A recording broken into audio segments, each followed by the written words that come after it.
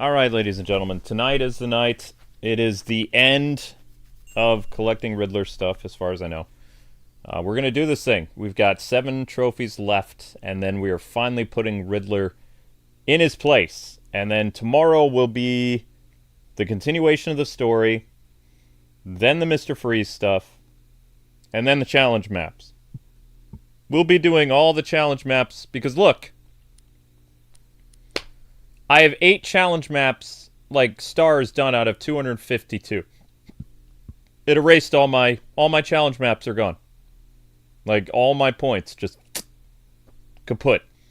So we have to do that all over again. Isn't that fun? Way to go, Switch. Way to go, Switch.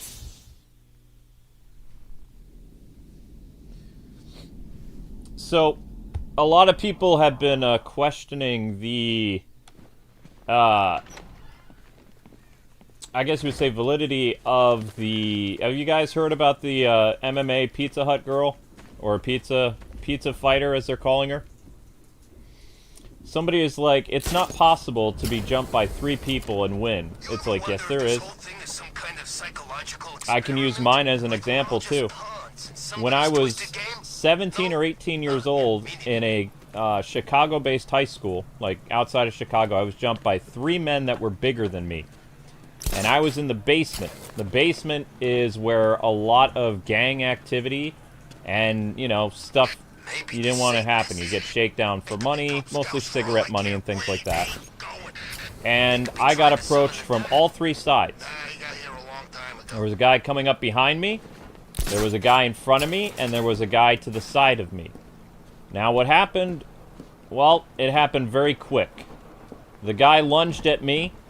I grabbed him.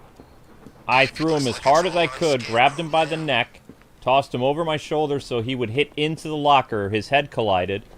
The next guy came after me. He was kind of like at a low angle. I axe kicked him in the head. So I was wearing boots at the time. I brought down as much force as possible, just missing caving in his skull. And the other guy who came at me from the side, right when I was getting done with the axe kick, and the other guy's coming after me, because now I have 2 opponents that are down. The fight's lasted now probably about, I don't know, maybe 30 seconds. The final guy comes at me, and I deliberately kicked him right in the throat, as hard as I could.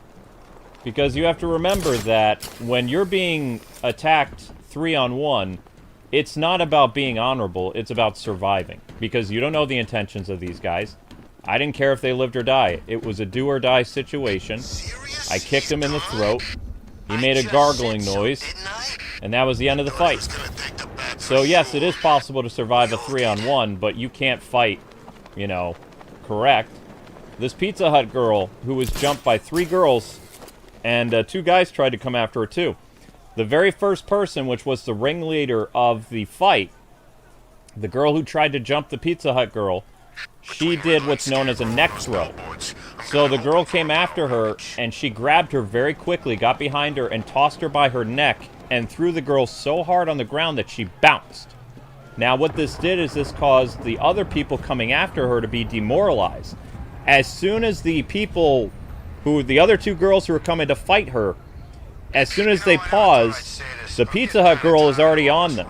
She punched one in the kidney as hard as she could, and the person went down, and then I believe she did a leg sweep, where she took down the other person, and then she put the boyfriend of one of the girls, in a headlock, and got him to the ground before the fight was broken up. So, yes, she was jumped by 3 people, and she was in complete control, because as long as you take down the ringleader first, especially if they're bigger than you, the other guys are going to be paused. They're not going to know what's going on. They're going to have like a delayed reaction, like, how did that happen?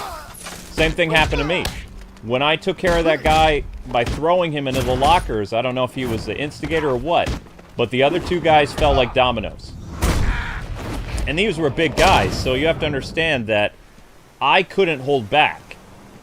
Because if I held back, I probably would have died. Like, nobody goes down in the basement. There's all these lockers and stuff. And yeah, I could have killed those guys, but I didn't care. It was all about survival because you're, you know, outside of Chicago. It's a very unruly place, right? There's no teachers around. When the students know a fight's coming, they don't sit around and they make a circle back then. They run for their lives. Because you don't know if somebody's going to pull a knife or what. So in that situation, it's you and the people coming after you, so the only thing that you have to go by is, you know, whatever you can to survive. And it's not a karate match, so you're not gonna, you know, try to play fair. You're gonna go for, you know, very valuable things. Neck, collarbone, groin, you know? You're gonna do whatever you can to survive the fight. It doesn't matter if it's technically not, what's the word I'm looking for? Honorable or, you know, whatever, but you throw honor out the window when you do a 3-on-1 situation. If you are trying to hurt somebody and you gang up on them, then the person that you're fighting doesn't need to have any type of decorum or any type of, like, what's the word I'm looking for? They don't have to be cordial to you. If you're trying to kill somebody and you jump them with the intention of, you know, causing immeasurable harm, the person that you're fighting doesn't need to hold back and be like, oh, there's rules to this type of engagement. No. You have to do whatever you can to survive. So, like, Pizza Hut girl, or whatever her, you know, she was completely justified. And I've seen some people, they're like, well, why did that white girl, like, beat up those poor girls? It's like, they were trying to kill her. They were trying to hurt her. You know? Yeah, she could have really seriously hurt the one girl she threw. She threw the girl so hard she bounced on concrete. You know? That girl's got skills. I thought I was watching a kung fu flick for a second. The way that she does a perfect neck throw. Like, she gets between her and the opponent, like, so quickly. And she does, like, this beautiful, like, blink and you miss it neck throw.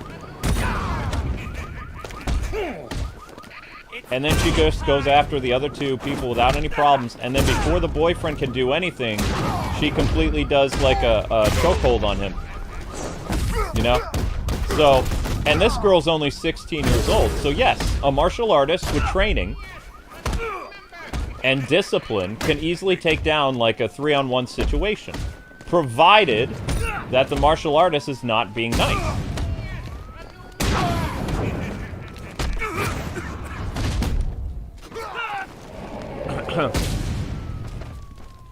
It's very, very possible.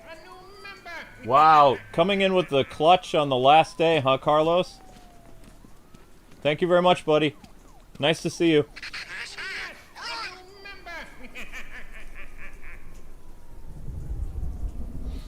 Was I trying to be like Steven Seagal? No, Kai, I was trying to live.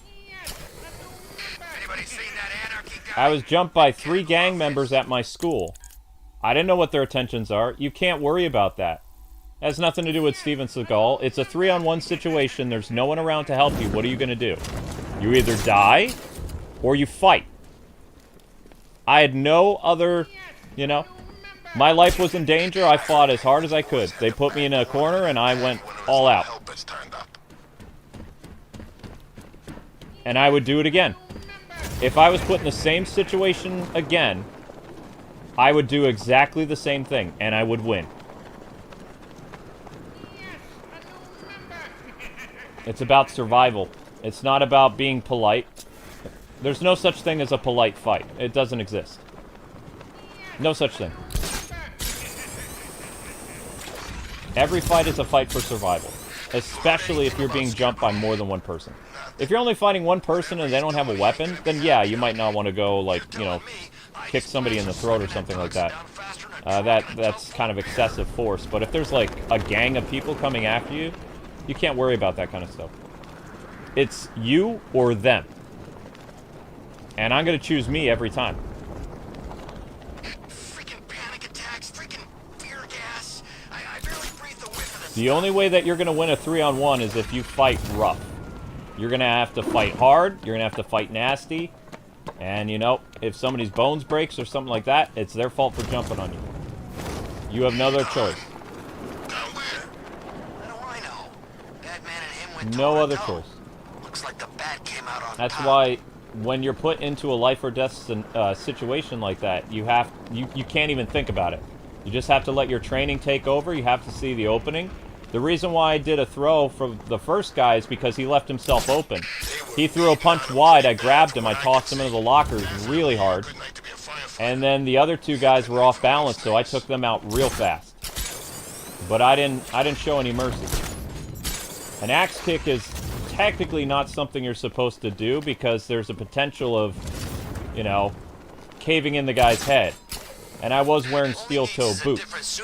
But, like I said, I didn't even worry about stuff because it was like, it's them or me.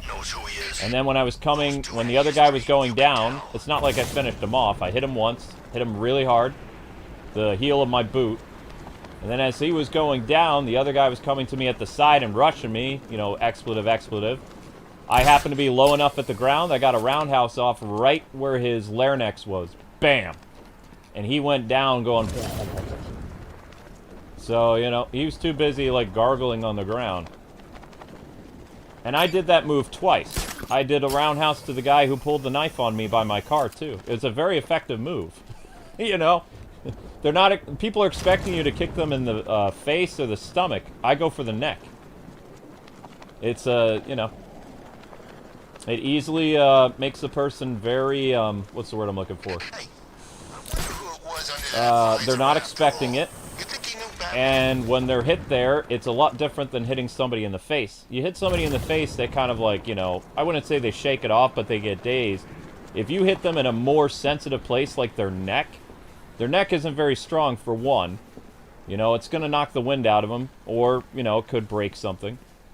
But again, it has, you know, you just have to do what you're going to do. When the knife was pulled on me, I didn't worry about anything else other than taking the person out. That was it. When he pulled the knife out, he risked his own life, just like I was risking my life dealing with the guy who had the knife. There's two things that are going to happen in that situation. One, I'm going to get killed and stabbed. Two, I'm going to kill my opponent. Luckily, he lived, but it wasn't my intention for him to live. So, he pulled a knife on me. You know, he was going to try to kill me or whatever. I don't know. Had to deal with the situation. Life or death situations, you can't think. You have to act. You have to have the will to act. And if you do act, you have to act fast. Because if you make a mistake, then it's your life or his. And again, this was outside of Chicago, so I mean, that was a really rough. But those were the only really nasty fights where I really had to get, you know, down and dirty. The other ones, like, I was only in other, like, maybe one or two fights, and I didn't fight that nasty because it was like some guy came after me, grabbed his punch, you know, slammed his head in the locker, it was over real quick. And then the other fight, I forget, somebody tried to run after me, and I sweeped his legs, and I let the floor do most of it. He came after me, I think it was in the lunchroom, and he was yelling something at me, he had a comb in his hair. I didn't even understand what he was saying, but he was chasing after me. And I was just like, he's a big guy and his legs are, you know, whatever. So I did a beautiful sweep and he went down. His head hit the what do they call that? Do you guys have, like, cafeterias where you have, like, the built-in benches? Like, in the 2000s, we had, like, regular, like, cafeteria tables. So his head collided with the cafeteria table, like, the seating part. And then he just kind of slid down. And he never messed with me again, but that's the only thing I did. So the other times that I got in a fight, I wouldn't really count them as a fight. Because, like, somebody was charging at me. I either, one, put him into a locker with kind of like a hold or a lock. And the second one, I did a leg sweep. Leg sweeps are very effective, especially if people don't see them coming. Because if you throw your opponent off balance, it's very easy to take them down. I didn't need to do anything because the table took them down. I just put him in motion. It took advantage of his sloppy movements, and it was like, okay, well, this is going to be over real quick. Timed it perfectly, and down he went. And I just left. It was like, I didn't really do nothing. He came after me, and I took care of it, you know. I didn't even get in trouble, because everybody saw it. He tried to rush me, and I sweeped him. Very effective. Leg sweeps are great. In fact, you can always beat an opponent that's bigger than you by targeting their legs. Again, it's not nice, but if you want to win the fight, you can't play nice. The only time you have to play nice is if you're in a point match karate match. They'll guard you based on, or they'll grade you based on what you do. So, you have to keep in mind with that. If you're like in an actual legal match, you can't do a lot of, we'll say, shady stuff. But if you're in a street fight, go for it. It's them or you. So all these people trying to debunk Pizza Girl, it's like, yeah, that 16-year-old girl kicked butt and took names. She knew exactly what she was doing. She probably used a little bit of Muay Thai and, I think, Aikido and some other stuff. Mixed MMA fighters now, or mixed martial arts, they learn a lot of different stuff. And there are places where you can go to learn MMA if you want to. I always think it's better to learn each martial arts individually instead of, like, you know, getting it all, like, bundled together, like with MMA stuff. Because there's other things that you learn from, like, jiu-jitsu and karate and, you know, things like that, instead of just kind of, like, taking the best moves from each thing. Because you learn, like, different types of discipline, exercises, meditation, things like that.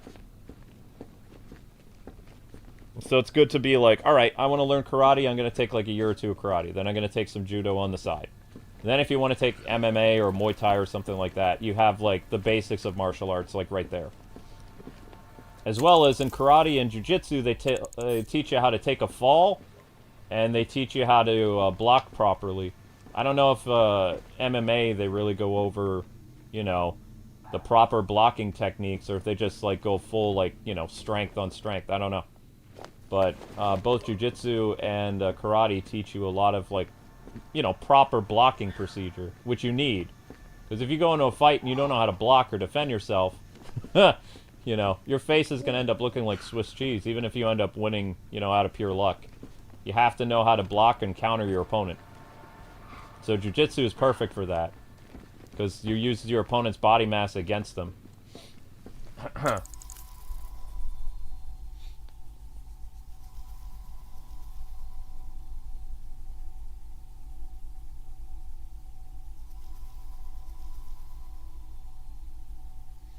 Where did the Pizza Girl fight happen? It's trending all over the internet right now. I think it happened in Pennsylvania, but I don't know. She's totally right for what she did, though.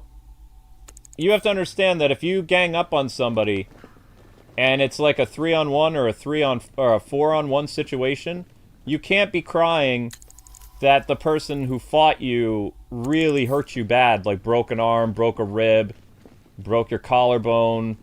You know, nobody knows what's going to happen when you try to jump somebody. That's why if it's a fight between just one person and another person, like a one-on-one thing, you get exactly what you deserve if you're dumb enough to try to, you know, jump into a fight, because that's going to change the whole course of a fight. Like, for instance, for me, it looked like the basement situation was a one-on-one thing, and his friends joined in. And as soon as I saw his friends join in, then I got serious. I probably wouldn't have hurt the kid so bad if he wouldn't have done that stupid stuff, but he decided to make it dangerous by having people, like, you know, other people come into our little thing, which I don't even know what it was about. They didn't even talk to me. They swore at me. They said some stuff. I was just trying to get to my locker so I could get to my job, you know? I didn't really know those kids at all, so I had no idea what was happening. I just took care of business real fast because I had no idea what was going to happen. I mean, I wasn't going to be a victim because back in those days, you don't know what's going to happen to you. You could get seriously hurt. When people do 3-on-1 or they join in on a fight, you never know what's going to happen. So you have to, you know, you have to throw out any type of, like, caution and just go for it. Because the other person, what they're going to try to do in a 3-on-1 situation, they'll try to grab you or they'll try to punch you from behind. So you have to take care of the people coming after you first before you deal with, you know, your regular person. And sometimes if you deal with the lackeys first, it causes the main person to kind of back off. Sometimes. Sometimes not. Sometimes they get madder. But if they're already on the ground and they have serious injuries, they're not going to get up. So that's why, you know, hitting as hard as you can, aiming for softer tissue, that kind of stuff, is your best bet. In that kind of, you know, but don't do that in a regular fight. If you're just fighting one-on-one, there's no reason for you to get, like, super serious. Unless they draw a weapon. They draw a weapon, then yeah, go for, you know, neck, groin, that kind of stuff. But if it's not that type of thing, then probably don't.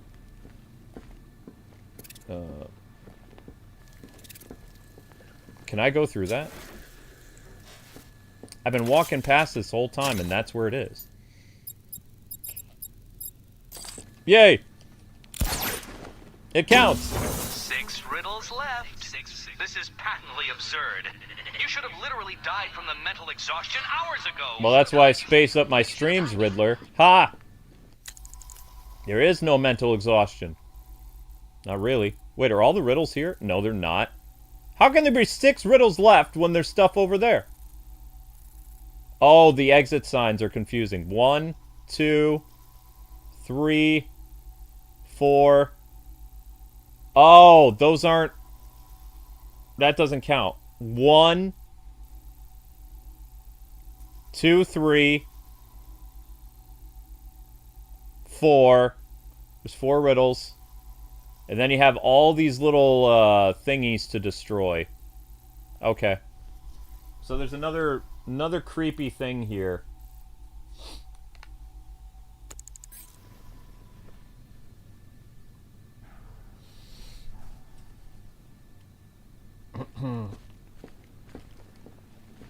I wouldn't even say they were bullies. I mean, they were gangbangers. I don't know. I didn't ask them who they were. But I didn't like how the school, if you were, this was a weird thing at that high school. If you didn't have a lot of money, you ended up down in the basement. The basement is where all the bad kids were. So, how it happened to me is I had heard stories about kids getting hurt in the basement. Like, there was even, like, an incident, I think it was, like, 3 months prior to what happened with me, that there was a stabbing in the basement. Something like that. Luckily the kid survived, but he quit the school. Like, the person who got injured didn't come back to that school, and rightly so. I don't think he would want to. You know, inner city school, why would you want to come back? You find a way to either become homeschooled or whatever. Totally understandable. So there were always rumors about people getting hurt in the basement, but you couldn't, you know, talk to the school and be like, hey, I want my locker up where all the normal kids are, because all the trouble kids are in the basement. They smoke down there, they do all kinds of stuff, right? Gangbangers, whatever. Rough kids, bad kids, kids who are going to end up in jail, that kind of stuff, right? So, but Chicago schools, they didn't care about that kind of stuff. They're like, we're just going to throw everybody down there. You know, it doesn't matter. All the poor kids and all the troublemaker kids are all going to be in the basement. So when you would go down to your locker, you would want to make sure that there were no people down there. But, you know, like I said, it was almost after school. Like, I'd left during the, my teacher was cool and like, yeah, you need to get to your job. So it's like, we're done here, this is just study stuff. So school wasn't over yet, which is probably why there wasn't that many people around. So I went downstairs because I needed to get a book I needed to study that I was going to bring to, you know, work with me. Because I'd be on the range. That's when I worked at the golf course. And I was just minding my own business, and I thought I heard people sneaking up on me, but I didn't pay any attention to it. And then I heard, like, these, you know, these guys come up behind me, and I was like, I didn't even ask who they were, I just went into action. Because I knew that my life was in danger, so I had no choice. My dad was proud of me, too. He said I handled myself really well. And I didn't get in trouble with the school district. I told the school district, or the people right away what happened. I thought I would get suspended because I was 18. And the people who jumped me were sophomores. But they were bigger than me. Either that or maybe their hair was bigger. I don't know. They were definitely bigger. But I couldn't worry about that kind of stuff. It was like, I mean, it's a 3-on-1 situation. You have to do what you're going to do. You can't worry about it. Darn. I really thought that was going to be something here. Apparently not. So then where is it? located by the stairs. Which stairs? These stairs? But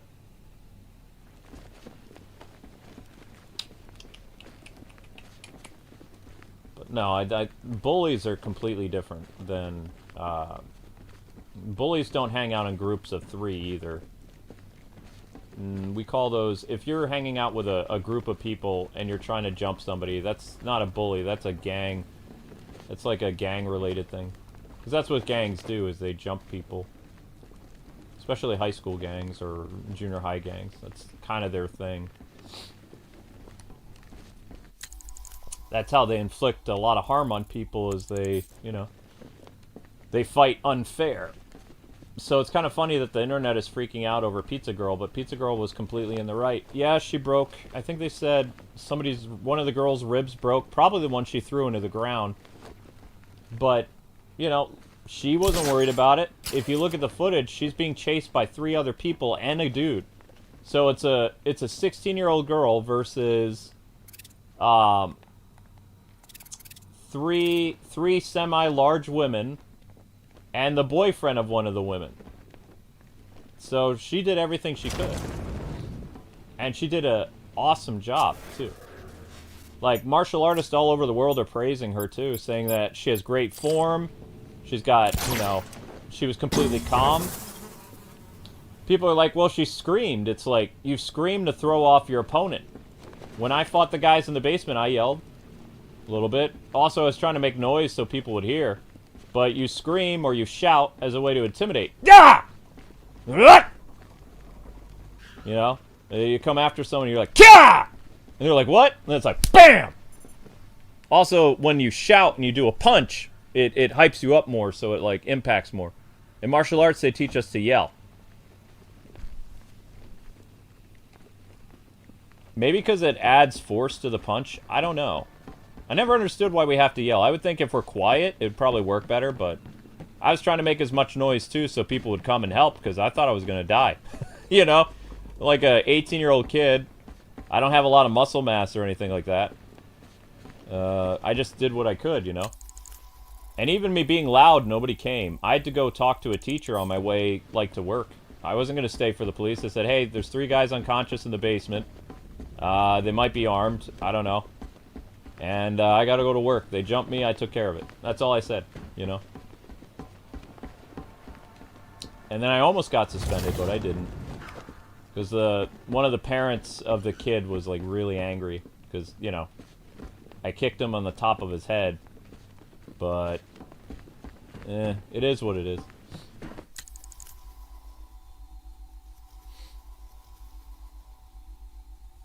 That's the noise I make when Link jumps on you? Yeah.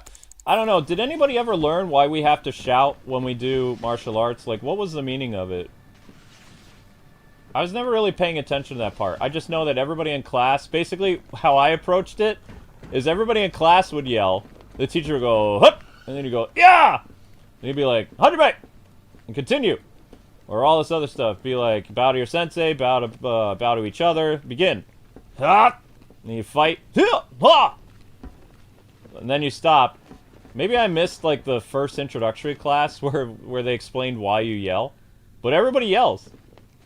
Take a martial arts class. Everyone yells. The sensei will yell. Other students will yell. Just something you do. I think it's a form of intimidation. But I don't know. ADD people don't ask questions, you know? They're just kind of like, alright, I guess this is what we're doing. Seems kind of goofy, but okay. You just do it, you know?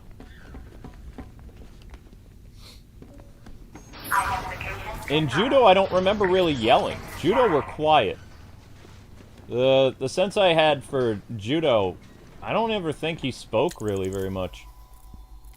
I don't believe so. And judo was probably, like, karate I got hurt a lot. Jiu-jitsu was a fun thing to learn. Because you were throwing off the balance of your opponent. Which, you know, if a guy is bigger than you and you're able to throw him like a rag doll, you feel kind of powerful. You know, if you're like the scrawny kid, which I was a scrawny kid when I took martial arts. I wasn't the big like 6'4" high schooler I became. When I took martial arts, I was tiny. I was a chubby, probably 5'4", 5'6" kid. You know, it was really out of my league. It felt like. But in judo, what was so cool about it is taking your opponent's body mass and using it against them. So even if a guy was like twice your size, you could still have a chance against them. You know? That was cool. So I liked judo too. Also in judo, I didn't get hurt as much. Like karate, I got hurt a lot. Karate and taekwondo, I got hurt a lot. My arms would always hurt. I'd have bruises. I had my nose broken a couple times. Jiu-jitsu, I had a couple bruises, yeah, but that was from being thrown. But it wasn't that bad, you know? If I could have learned one martial arts over again, I probably would have stuck with jiu-jitsu much longer. Because jiu-jitsu, it didn't cause that much pain in my body other than, you know, building up endurance from hitting the mat or something like that. But I enjoy judo quite a bit. And I think judo is something a lot of people should learn because you can turn your opponent's mass against them, as well as it's great for grappling and things like that too a little bit. But I don't really remember yelling in jiu-jitsu. Taekwondo, karate, I remember people yelling. Judo, I don't really remember a lot of yelling. You heard a lot of people being like dropped on the mats and stuff like that and thrown and people having the wind knocked out of them. You know, but that's about it. And it's mostly the scuffle of the gis and like their feet on the padding and stuff like that, and the whooshing sound when somebody would get tossed over the shoulder, or neck toss, or leg locks and things like that. But other than hearing grown men cry every once in a while, I don't remember people actually doing intimidation like by yelling at people. You know, throwing a punch or kick.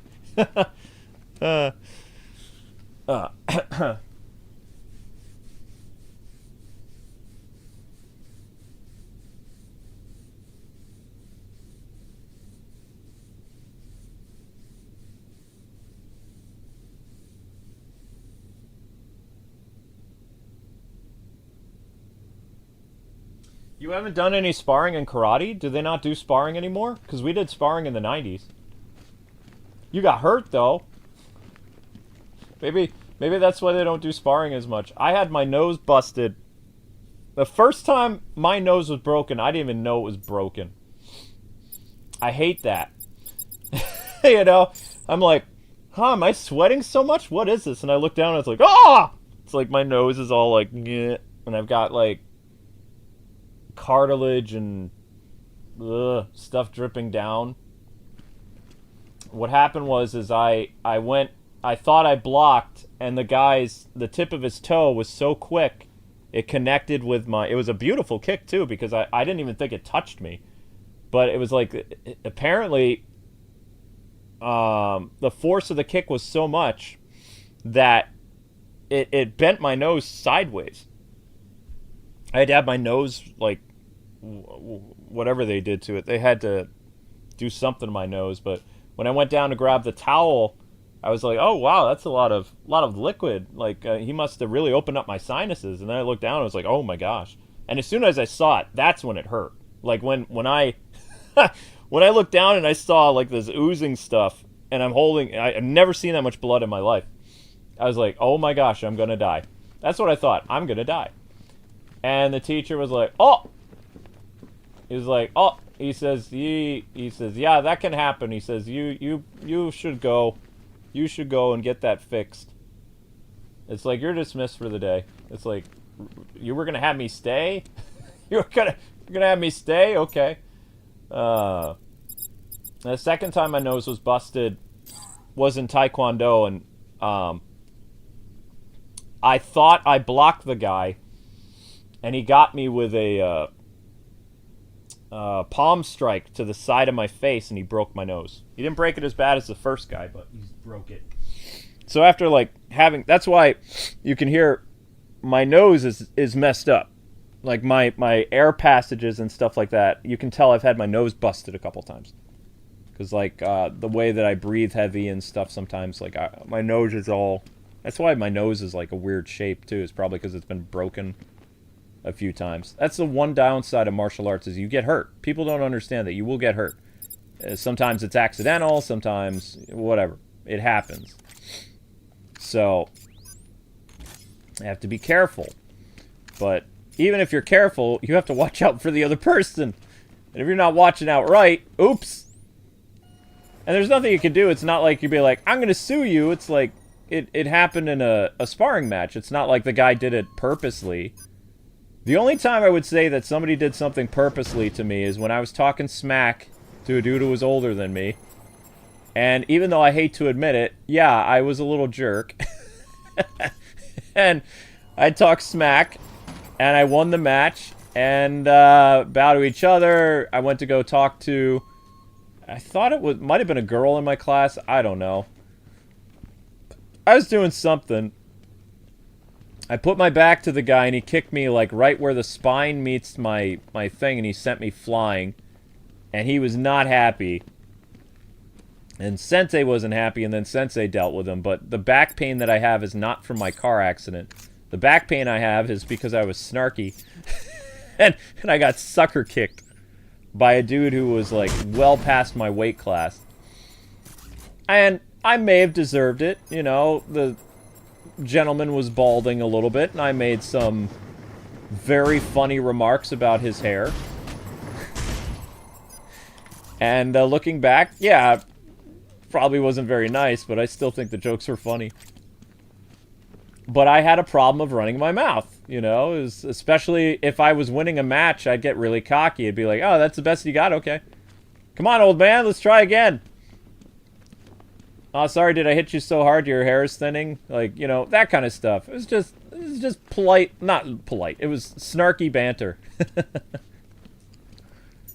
But that's why I have back pain, is because the dude was like, obviously if his hair is receding, he had a receding hairline, and I was like a chubby, I don't know, I probably would have been like 12 years old, 12, 13. I got whacked good. And, you know what? It did teach me a valuable life lesson. Don't tick off your sparring partner so much that they kick you in the spine. You know?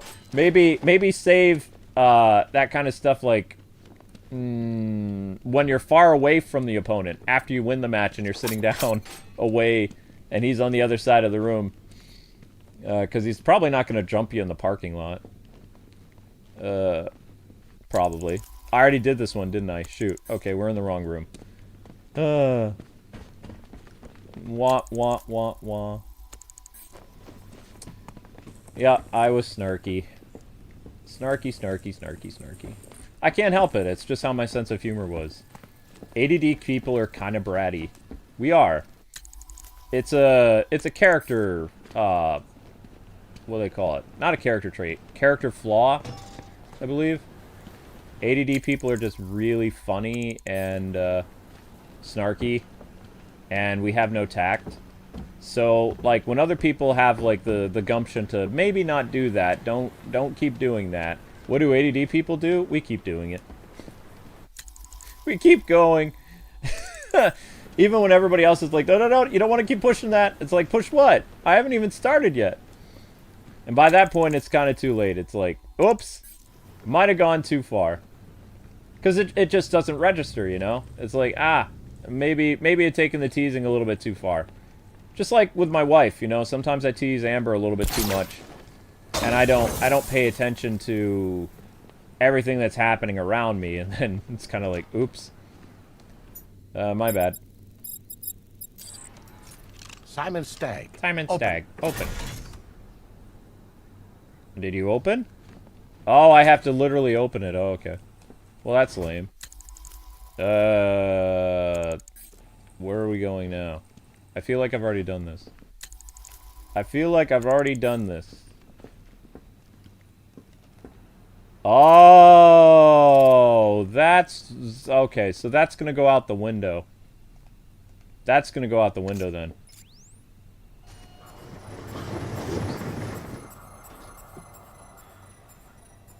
Maybe it goes out the window. Where'd it go? And tilt. Is it gone now? Okay, so when we leave the airship, we'll get that later. Now, how do I get these? Breakable object. In the exit. Like, where is this? Where is that?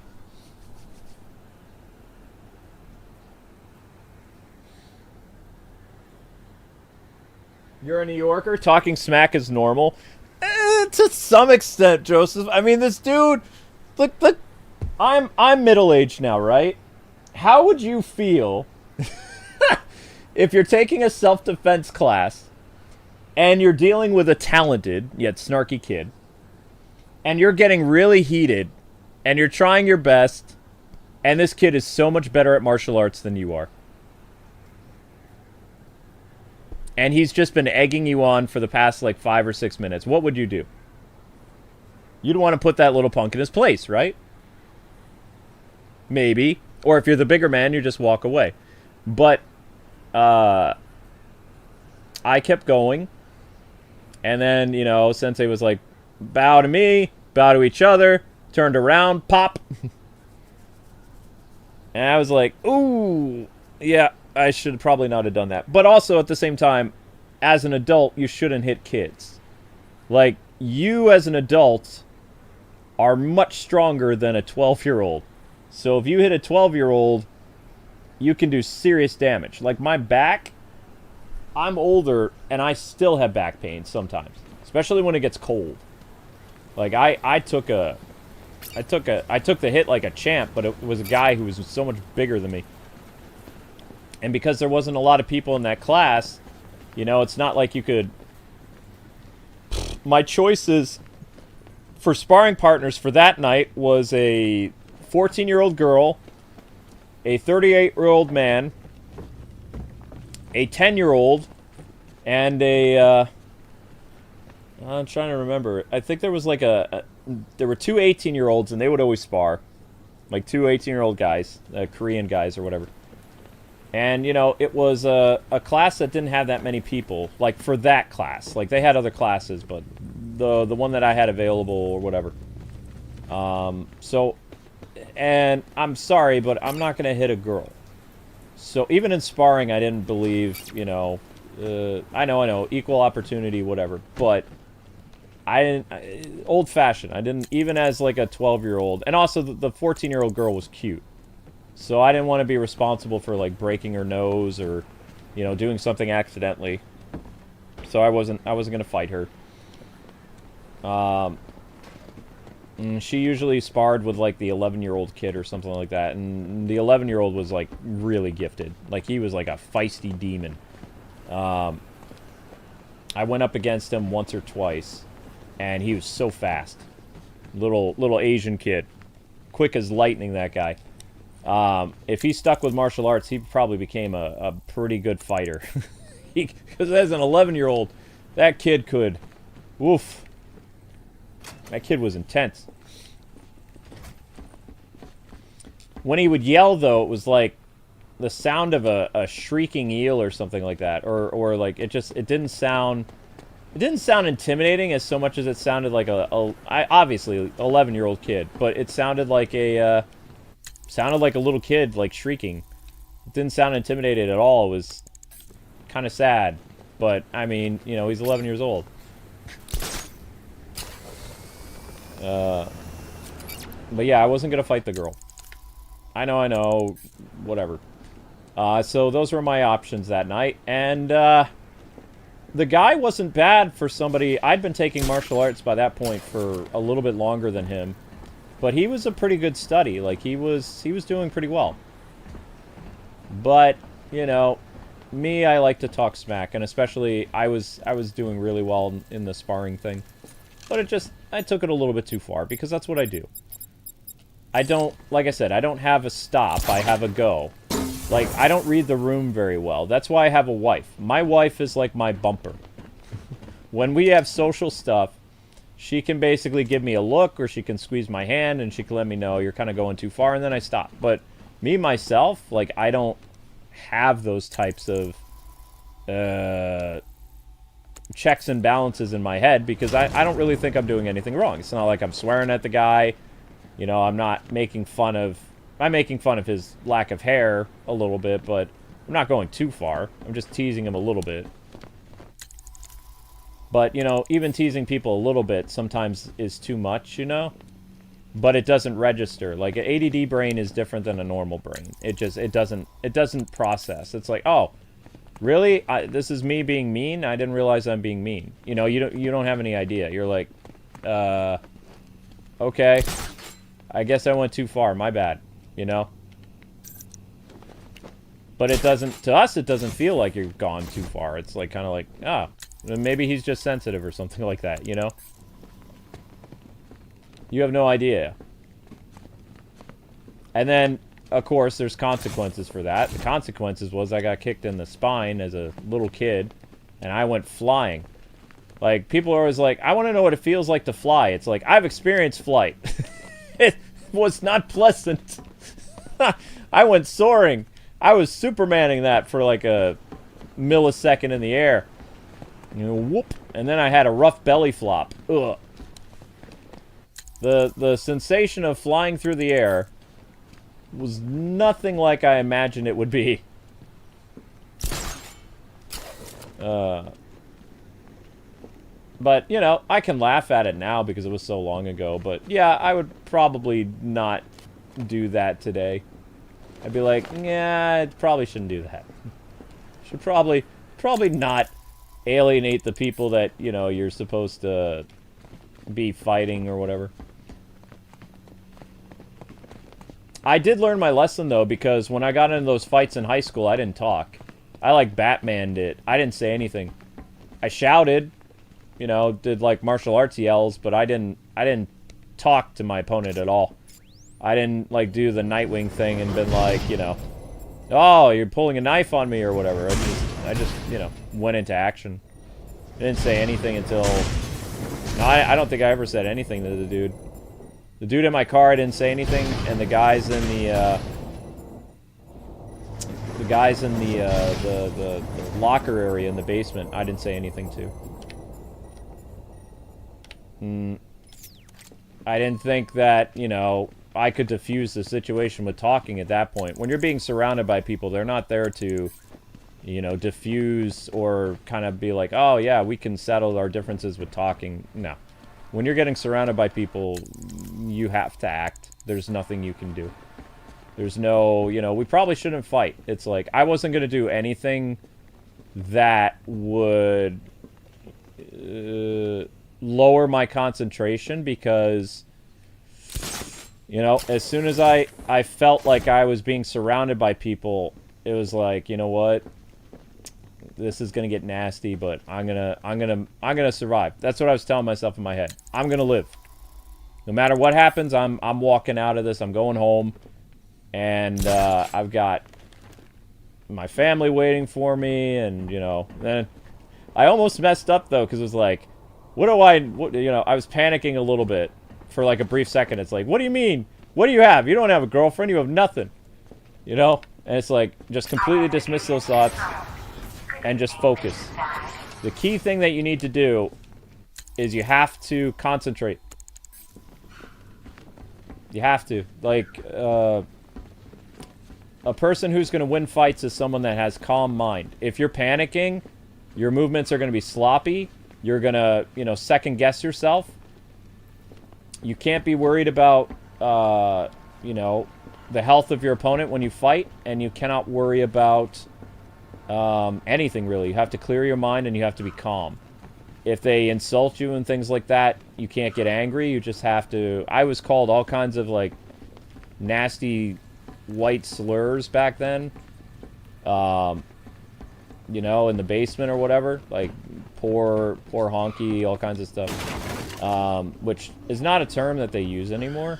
I don't believe, but they were still using, like, really nasty, racial terms. Because it was, you know, it was the end of the 90s. So, thought you left them because they were too hard. You probably thought you lacked the relevant gadget. But too bad. Don't care, Enigma. Don't care. Detective, you're just too dumb. Yeah, I'm just too dumb with only 5 Riddles left. Yeah. So, you know, I tried to clear my mind as best I could, but I did think I was going to die before, like, you know. Afterwards, when they're lying on the ground and they're bleeding and all this other stuff, my hands were shaking a little bit. Because I was like, wow, what did I just do? Did I actually kill one of them? Because I didn't even check to see if they had a pulse. Like, I ran. As soon as they hit the ground and they were moaning and they couldn't get up, I took off like a bat out of hell. I ran as fast as I could, you know, and I went right to the, I guess he was my counselor or something like that. And I told them, hey, I'm going to be late for work, I got to go, but you got 3 unconscious people in the basement who try to kill me. And, you know, you can reach me at this number, but I got to get to work. So. And, you know, if they believed me or not, that's one thing. But when I came to school the next day, you know, there was a... I wasn't allowed to go to my classes. I had to go to the principal's office. Which, I mean, makes sense. Like, I'm seriously messed up 3 people. But... You know, obviously I didn't go to jail, so... but I probably got lucky, but at the same time, you know, you can't worry about that kind of stuff either. You have to worry about, what are the intent of these people? If they're surrounding you, it's not good. So what's the intent? Like, what's happening? Blink.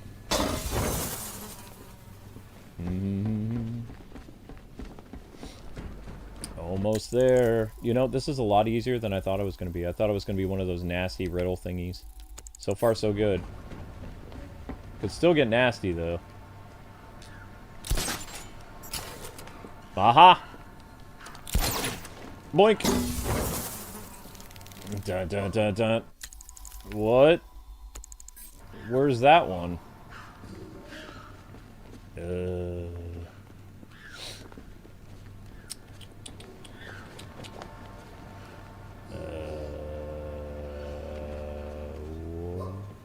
Oh, that's where it is. Okay, that's easy.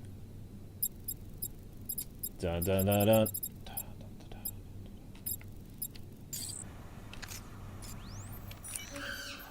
Don't make a monkey out of me.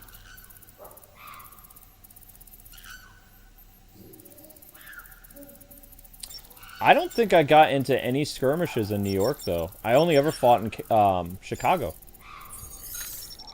I learned martial arts in New York, but I don't think I ever had to defend myself as a... Not that I can recall.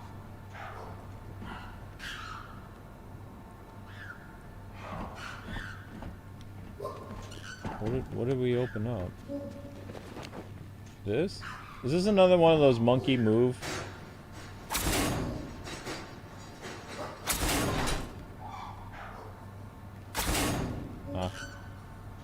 Monkey! Monkey!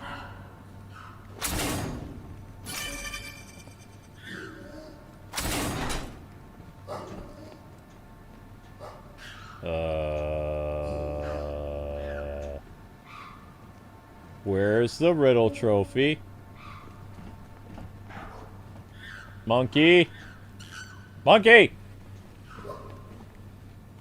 Where is it?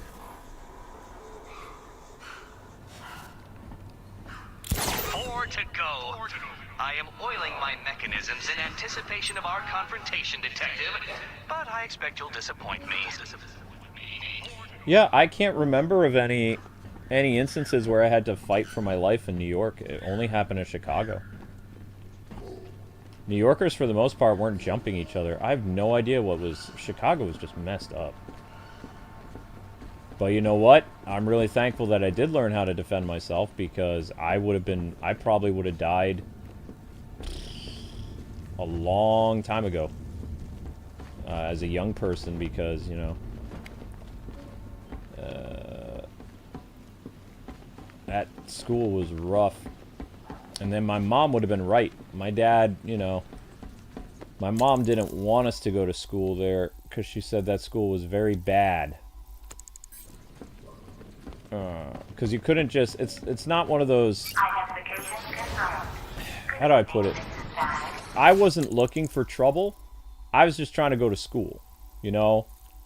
I wasn't, like, advertising. It's not like a... I didn't have a character like, Kenichi has in Earth's Mightiest Disciple or whatever. Like, the Kenichi show. Like, he had a friend who was constantly going around saying how he beats people up and stuff like that. And so Kenichi, he had it rough because whenever he would learn a new martial arts thing, people would challenge him and want to fight him. Like, other than people knowing I was from New York, most of the people who got into skirmishes with me, they didn't even know me because they weren't in my grade level. Also, the school didn't like me anyway. So, it's not like I had a reputation. I wasn't popular. My only reputation was I wore sunglasses and a black leather jacket. And I had military boots. That was it. And I acted like a stupid anime character. The most embarrassing thing about high school was how I acted in high school. I don't want to talk about the whooshing thing, because the whooshing thing is so stupid. I don't even know how I did that and why. But I had a very flowy leather jacket, and whenever I would go past girls I liked, with my slick back hair and almost Matrix-like getup, I would foof my jacket so it made like a whooshing sound when I would like walk up the stairs, or I was basically trying to aura farm before it existed. That was the stupidest thing I ever did, and thank God when I met Amber in college, I stopped doing the whooshing jacket thing because it was the stupidest, cringiest thing I'd ever done. And I don't even know why I did it. For the life of me, I thought it was the coolest thing ever, and no one else did it. And there was a reason why no one else ever did it. So, all the cool stuff I did in high school, like the fights, like, the school found out about the fights. I immediately made myself look like not much of a threat when I was going around the cute girls at school and whooshing the jacket, you know, making that noise. Thank God that I didn't actually make the noise myself, but the jacket did. It was a light enough material that when you whooshed it, it made the flapping sound. It was, you know. But I mean, think about it. Here's this guy from New York who just like survived a 3-on-1 situation, and then a couple days later, he's going around the school minding his own business and making his jacket flap when there's no wind. But that wasn't the only stupid thing I used to do. I used to jump off the stairs. Now, I could take the landing, so it wasn't a problem. But seeing an 18-year-old jump off a floor of stairs and have a perfect landing next to all the popular girls, that was cringe. Well, good. I'm looking forward to it too. So, even if I knew how to fight, I didn't know how to be social. In my mind, I thought it was the coolest thing. Leaping off things, wearing leather jackets, you know, sunglasses. I'm a freaking anime character. Did the school think that? Nope. Nope. People thought I was crazy.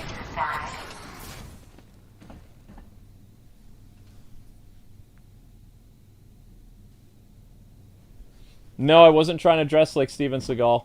I was a Chuck Norris fan. I was big on Jackie Chan and Chuck Norris.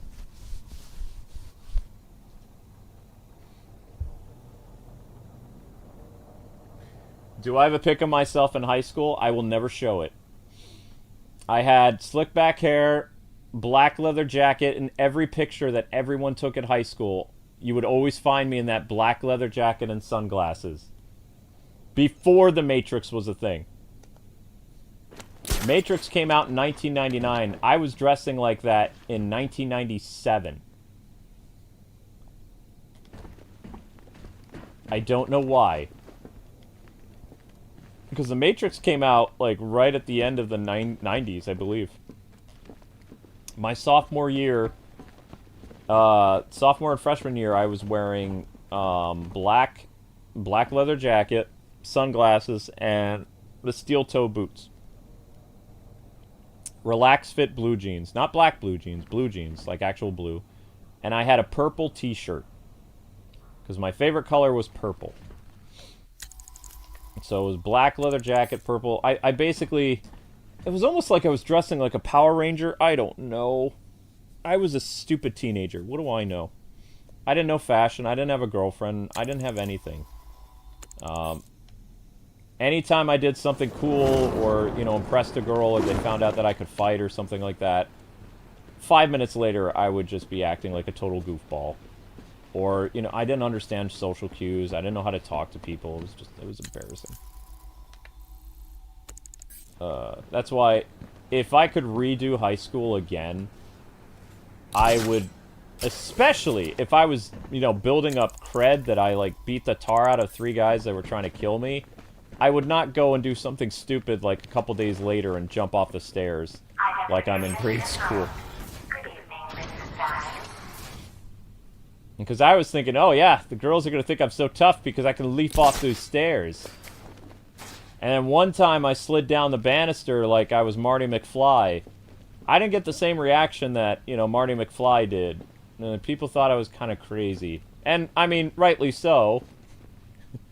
What would you think if you're in high school, it's like early, like probably 1998, 1999, and you got this dude in sunglasses and leather jacket and stuff like that, and he's standing on top of the railing of the stairs. We had a circular rail like at one part of the school, and he's sliding down it like with his legs, like he's rollerblading on it, with this kind of like really serious look on his face. Like my high school self is so cringe. It was super cringe. To the point where people weren't afraid of me anyway. Probably the reason why I didn't get into many fights is my weird antics. People didn't believe the rumors that I actually, you know, beat up like 3 kids or something like that. Because they would see this crazy older kid doing weird stuff like skateboarding without a skateboard. You know, doing all kinds of stupid stuff. Because again, I didn't understand what was cool and what was whatever. I just was weird. I watched a lot of anime. Anime was my entertainment. Anime and Power Rangers. That wasn't really good for, you know, impressing girls or doing anything. It was mortifying. And I didn't even think about it, actually. But, looking back, my crazy antics probably prevented me from getting into more altercations, because the knife incident and the 3-on-1 thing never happened again at the school. It was right at the end of my senior year. Like, some kid tried to bully me at my locker, which was not in the basement anymore. They took my locker out of the basement the remainder of my senior year, which was great. My locker was over by the, it was on the 3rd floor after that, and it was near the math class, which is kind of funny. If I would have just waited a few more minutes, Amber told me her schedule in high school. When she was a sophomore, I was a senior. So she had all the honors classes were upstairs, right? So Amber and I, by fate, missed bumping into each other by just a few minutes. If I would have still hung out at my locker, we would have had our first meeting at high school. And then probably we would have started dating in high school, because we had like this immediate connection when we met each other.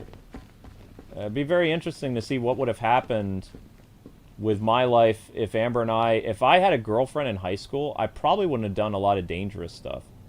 But it was like danger came looking for me. But again, I did act like a crazy person, so... But, you know what they say, if you never deal with a crazy person. So, the reason why I probably didn't get into more fights in high school, outside of like a couple small skirmishes, is because people probably thought I was nuts and nobody wants to deal with a crazy person. Person jumping off ledges and whooshing their jacket, wearing bizarre fashion. I stood out like a sore thumb. Even before Columbine, like wearing my outfit. And I wore the same thing every day. I just changed my shirt and my pants. It's still a black leather jacket, sunglasses, and military-style boots. That was my outfit. All through high school. If you're ever lucky enough to find my photo album and you see me, like, that's what I was wearing all the time. It's just it is what it was. Because I took cues from anime. Because I was a obsessed otaku.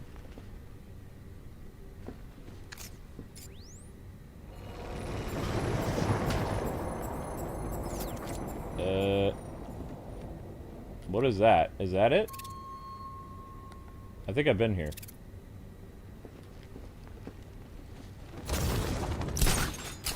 Wait, what? Okay, how... Why? What? How? I don't remember how to do this one. I don't remember what I'm supposed to be doing here. Oh.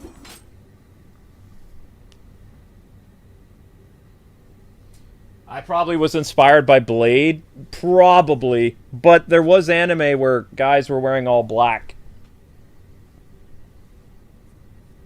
You know what it was? I think I was trying to cosplay as Duo Maxwell. I think I was trying to do the whole Gundam Wing thing.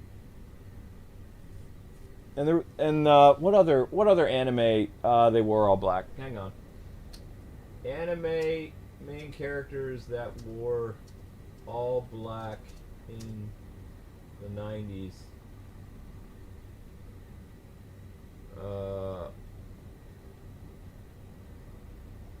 No, Vash the Stampede didn't wear all black. There was a lot of weird cop animes.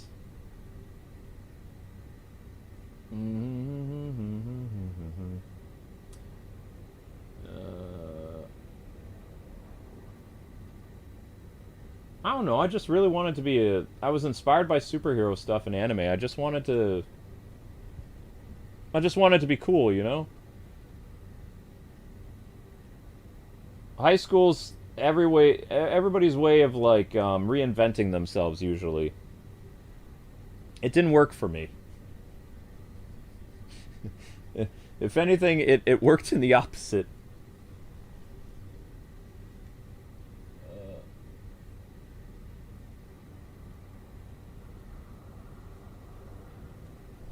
Future Trunks were all black, but we didn't have...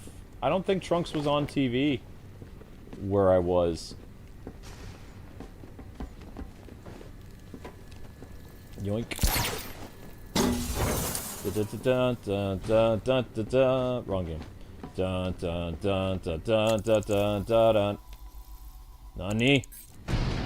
Whoa! What was that?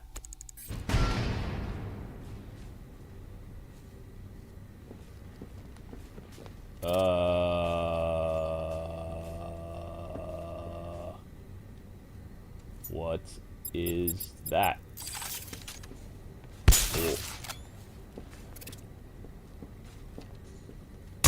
Come on.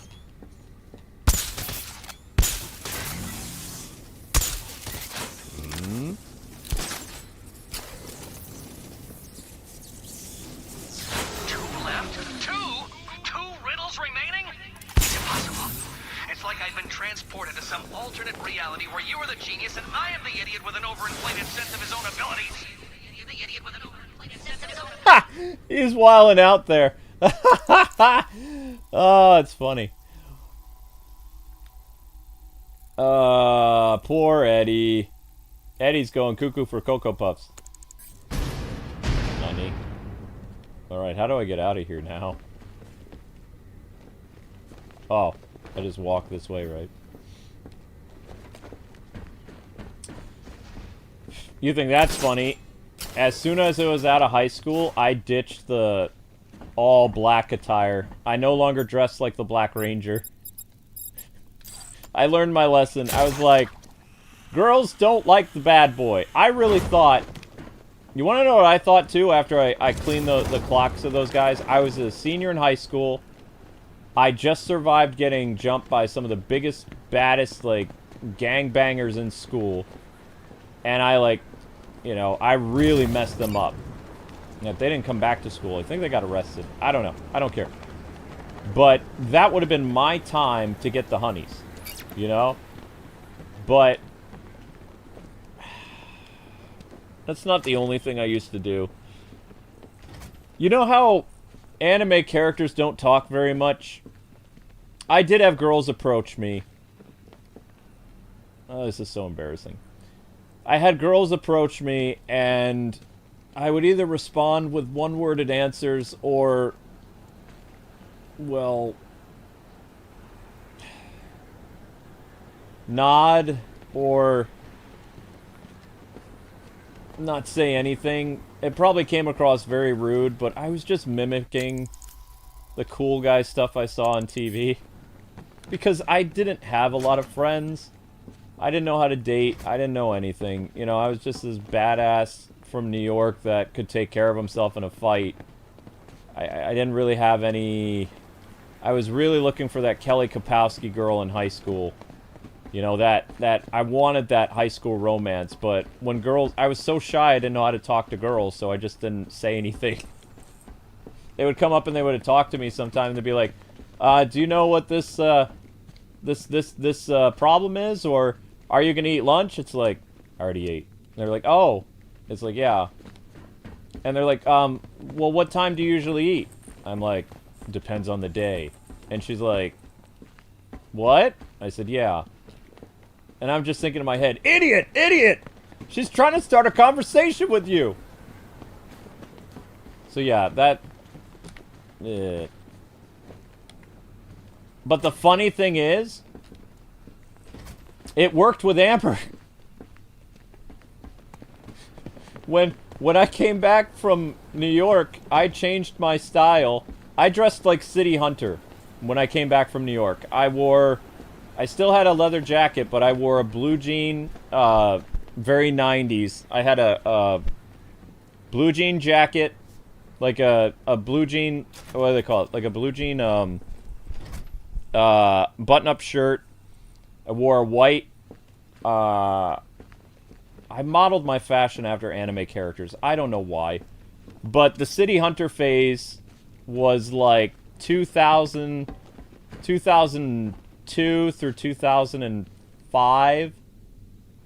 Even after my accident, I looked like literally City Hunter. I dressed like that. Because I thought it was cool. But, you know, I was no longer that, you know, guy in all black by the time I met Amber. I had changed my fashion sense. It was still very 80s, which I stuck out like a sore thumb in that town.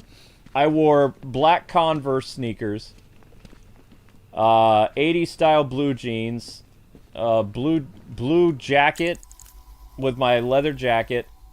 And at that point I was rocking a brown leather jacket. I still had my black sunglasses, but I was no longer slicking my hair back. My hair had like a natural spike to it, almost like City Hunter hair. And I was more reserved. And that's the boy Amber met. She didn't meet black, all black, like, you know, outfit me. She met City Hunter style. Which, you know, try acting cool when you don't have a car anymore.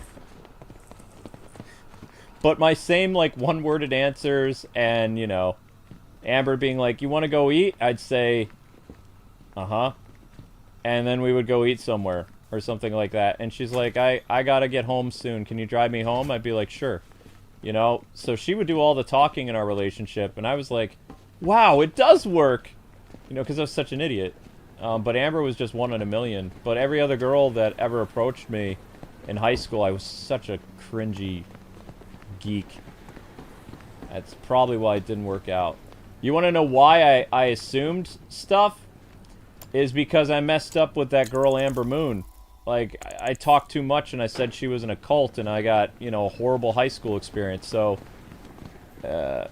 every other girl that I met in high school I didn't talk to very much because I figured, you know, me talking is the problem. But then me not talking was the problem. Like, I just kept getting weirder and weirder reputations in school. Like the silent guy, silent thug, all kinds of stuff. I couldn't win. No matter what I did, I couldn't win. It was very frustrating. Because I tried really hard to get people to like me, and it didn't work. You know? And then, when I went on the internet, I was just like, you know what? I'm just going to be my same boring self. And if people like me, cool. I don't care. I have a beautiful wife at home. I'm a game journalist. I'm doing what I want. If this YouTube thing takes off, I'm just going to be me. Not going to do any fancy nonsense. Just going to be me. Crazy me. And for the most part, the internet liked crazy me. So that was fun. But yeah, high school me was super cringy. It was very, very, very, very, very, very, very cringe. One riddle remaining. I don't understand. What I do know, Detective, is that you can't even fail correctly. That's how incompetent you are. I'm hearing a whole lot of flapping your gums and me not caring. That's what I'm hearing. Oh my gosh, we finally get to put this fool in his place. We'll be changing the thumbnail to something else. I don't know.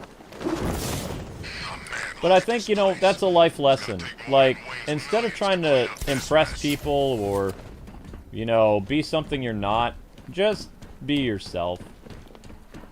I don't know what myself is, though, because I've been inspired by so much anime growing up. I don't know what the real version of me was. Is it the City Hunter guy? I still kind of dress like City Hunter today. My fashion sense hasn't really changed in 25 years.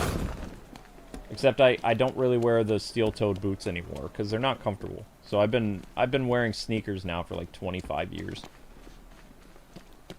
Even though those steel-toe boots probably saved my life in that fight, Can you believe it? I was a black they're not comfortable.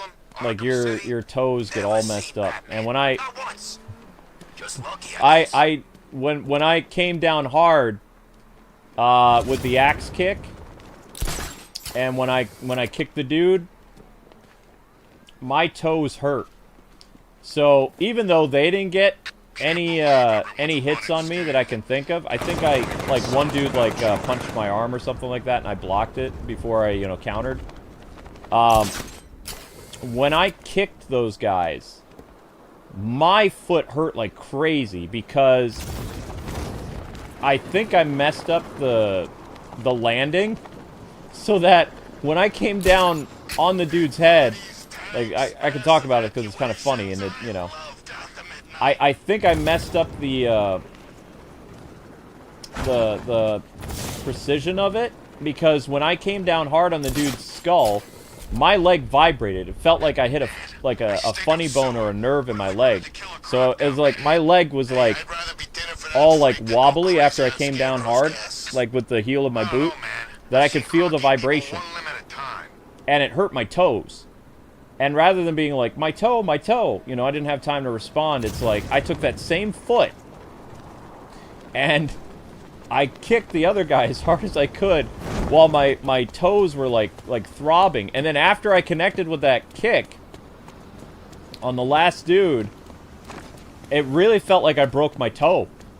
Like my toe, when I got home and I looked at it, it was purple. Like the pinky toe and the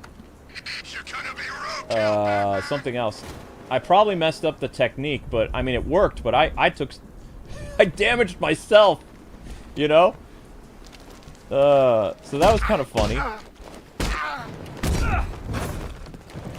But again, it's a spur of the moment thing. You don't know what's going to happen, so I wasn't really concentrating on proper technique or anything. I was just like, I got to do what I can to live.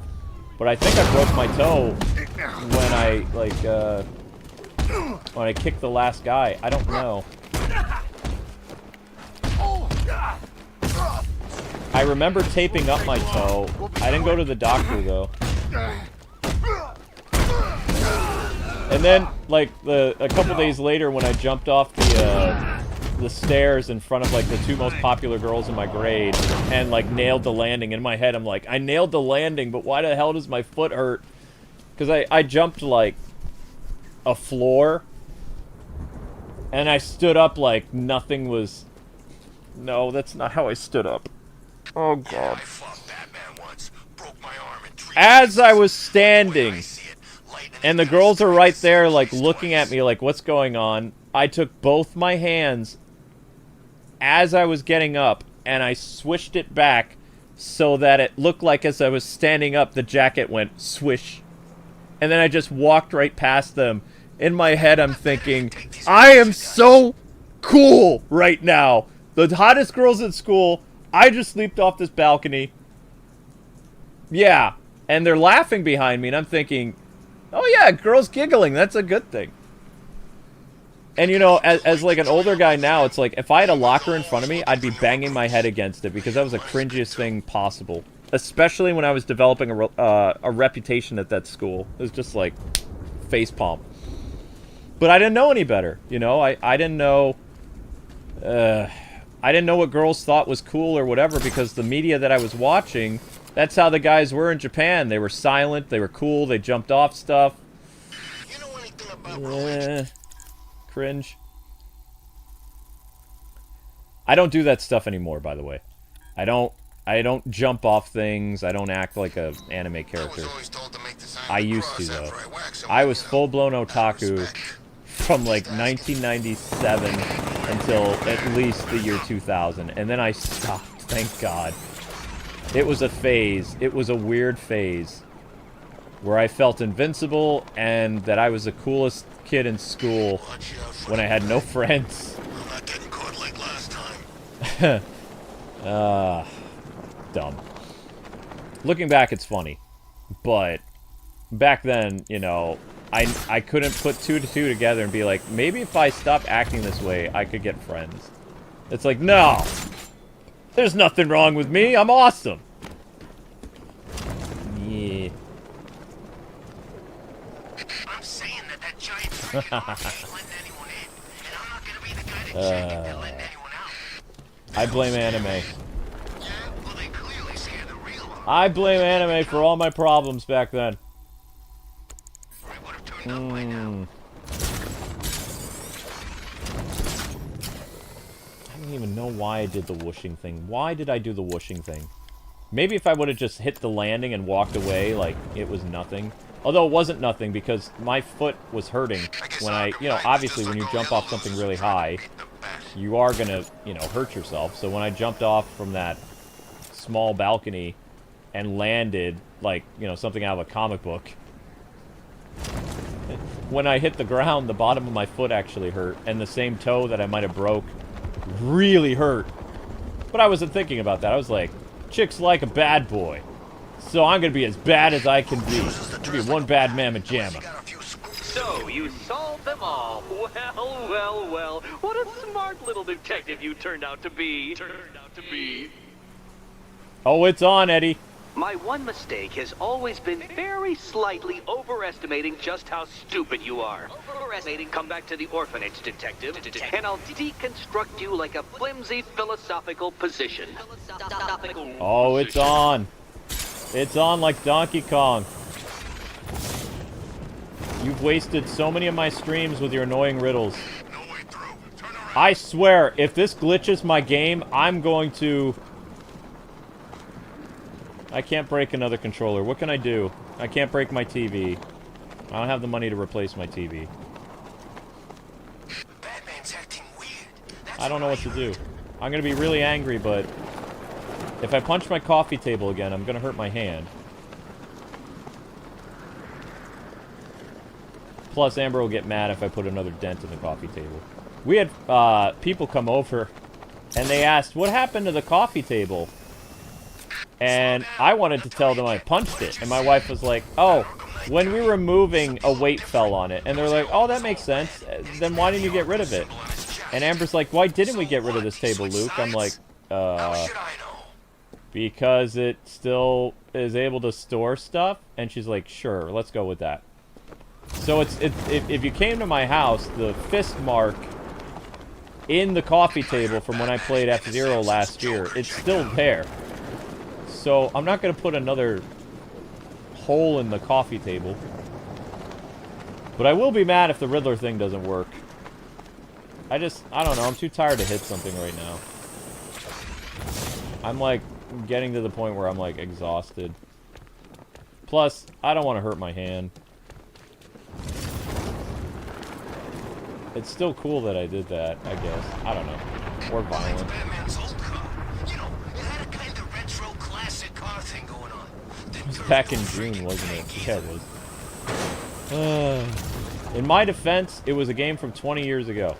Games from 20 years ago tend to make me really angry. So, there's that.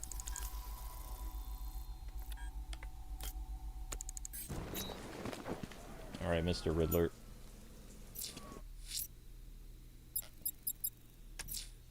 Just me and you, Nigma. Time to finish this. Oh, he's got his serious voice on.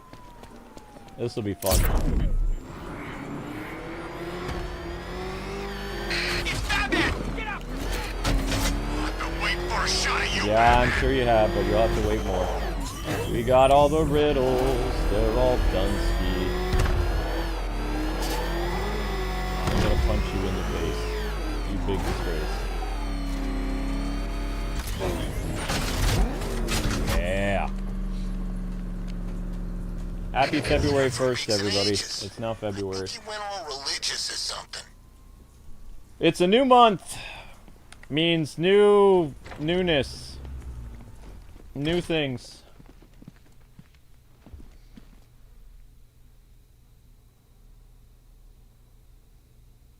No, I'm not gonna break anything. I'm too tired. I don't even think I'll cry. I'll feel like crying if my data gets ruined. But yeah, that's why I don't talk about high school very much, because I was cringe. Not only did I get in a fight sometimes, but I was a clown. Every time I thought I would do something cool, like, oh, say a funny joke in class and get detention, or, you know, really impress somebody with my martial arts skills, then I would do something stupid. Act like an anime character in real life. All the people that watched anime back in the day, some of them may have known what I was trying to do, but we didn't openly talk about our love for anime like you guys can. You guys in school and college, you can openly talk about anime and video games without being shunned or whatever. It wasn't socially acceptable, so everybody was like a covert op in high school. If you liked anime or Dragon Ball Z or Power Rangers, you didn't talk about it. It was high school. Your reputation would be over. Same thing if you were a gamer, you didn't talk about it. If people knew you were a gamer, they would completely shun you. I was already shunned anyway, so I just play my Game Boy at lunch. But when I would play my Game Boy Color, or not my Game Boy Color, when I play my Game Boy Advance in college, you know, people would actually come up and they'd be like, hey, what game you playing? Be like, oh, I'm playing this game. It's like, oh, yeah, I'm playing Golden Sun too. It's like, awesome. You know, so college is what I wanted to have in high school. Like, people were more, you know, they were nicer.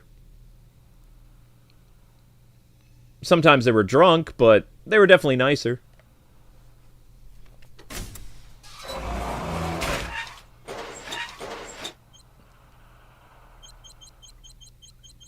I can't believe I collected all these. Never again.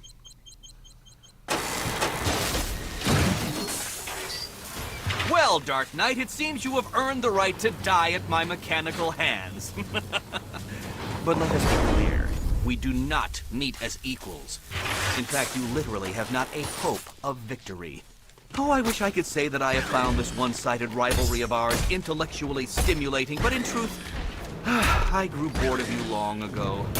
Killing you here will finally liberate me to engage in more edifying pursuits. Goodbye, detective. You will be neither missed nor remembered. Why wouldn't he be remembered? Hard for you? Like, people would... Never mind. It's like people wouldn't forget the Joker, though. That's the thing. All the bad stuff Joker did, and the fact that Batman beat Like a him. butterfly, sting like a lesser giant hunting ant. Riddle me this. What's mechanical, homicidal, and red all over? Time for a change. You shall be ashes. Uh-huh. The failed detective, you are bested, you are conquered, and you are mine. I mean, I could still technically win, Eddie. But we have Selena here. Sorry, Eddie, but it looks like you're cheating to me. No! What are you doing here? This is not your fight, cat. Eddie, sweetie, you invited me, remember? And then you tied me to your chair. You didn't have to come. You act like I'm ungrateful. High-rolling haymaker. Your anti-intellectual oppression ends here. Oh, he did a 60s reference. Hi, Diddle Riddle. I will beat you. Get up, you damn machines. I love how he cowers. Look at that. He's like, not in the face. Not in the face. No, my plan. My plan. Anything but the face. Let's mix things He's up. not even taking the hit. He's like, no, let me cower away. Which color do you prefer? Hi, diddle, answer this. Don't fill There it up goes now. again. That's a reference to the 60s Batman. The first episode of the 60s Batman. Hi, Diddle Riddle, I believe. Let's mix things up. Oh.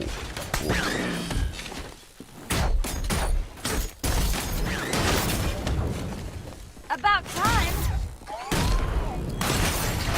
Idiot.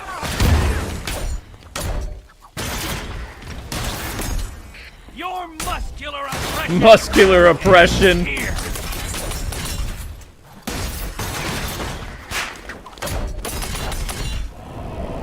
Wow. Ready to be vaporized?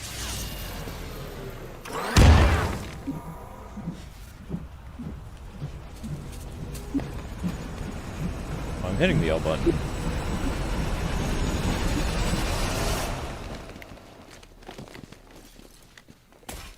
My robots are indestructible. Weird. Why Which didn't it color do you prefer? Ow. I messed up. Prepare for disintegration. Why, thank you. You cheated! I will forcibly extract a confession.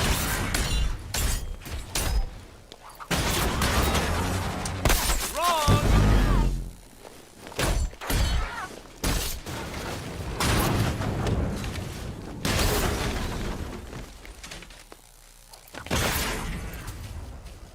How did you do it? How did you solve them all? Oh, I was just supposed to press the Y button.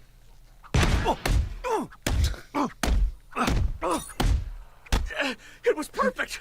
I'm My sorry, but this perfect is funny. victory. He's not even trying to shield his face, though, correctly. He's just afraid of being punched. Like, he should be trying to at least guard his face as best he can. Put his arm up a little bit. Like his elbow blocking his face or something. It would limit the amount of damage he's taking on his face. A little bit. Your presence was not part of my projections. Ow. That one.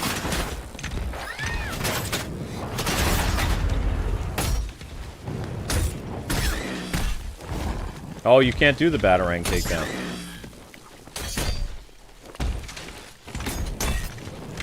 I will follow you. Can you keep up? Nope. No! No! I will stop you. Try and I am keep up. defeated. What the?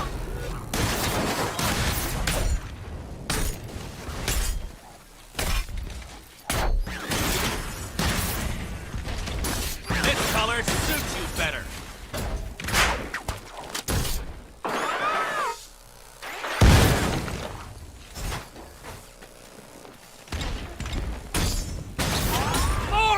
Missed.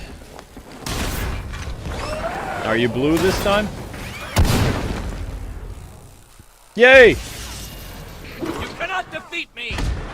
Put your arm up!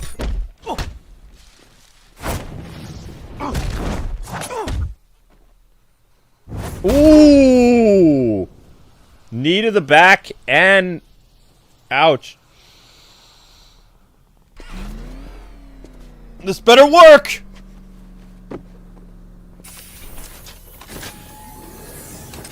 Thanks, Selena, for the daring last-minute rescue. It was very heroic. It was under control.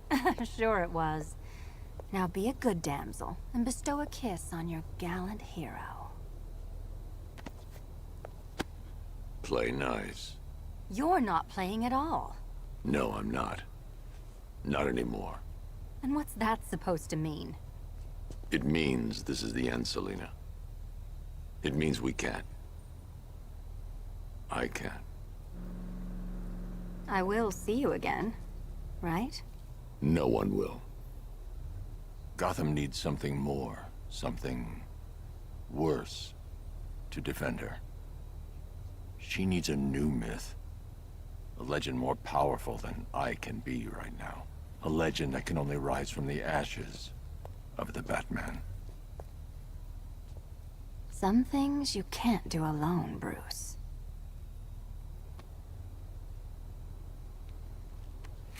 And some things you have to. Call if you need me. I won't. I know. I just wanted to say it. Character models look so bad.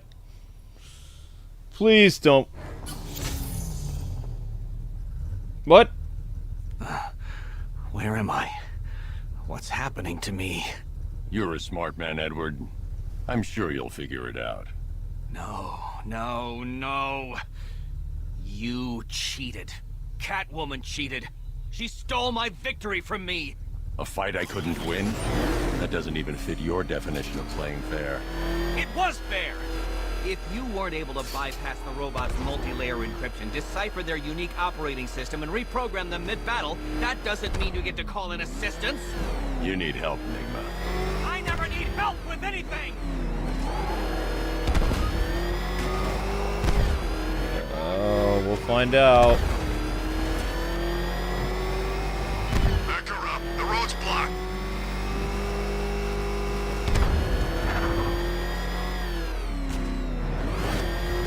Batman! It's Batman!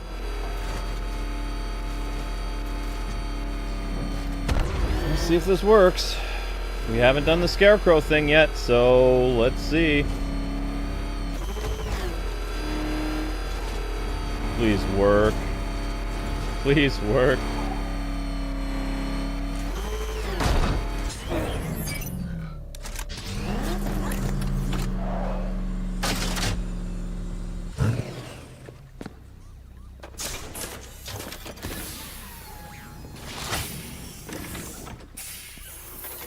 Out you go, Enigma. Ha! I could have brought me here twice as quickly. Well, riddle me this. Was Green worked! proud and ass kicked all over? How exceedingly droll. I won't be needing a lawyer, you jumped-up security guard. I will represent myself.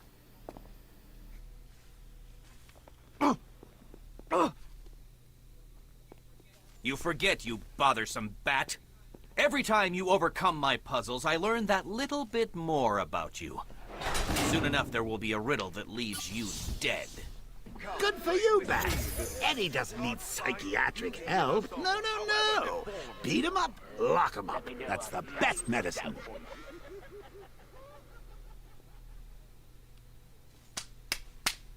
It's over. Pig on the cross. Pig with nail. Oh my gosh. Good times. With nail. From what hellish pit did you emerge? It is over.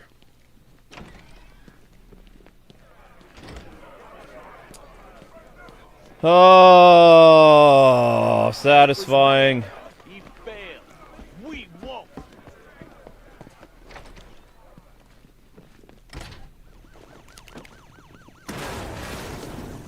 It is so satisfying. It's done.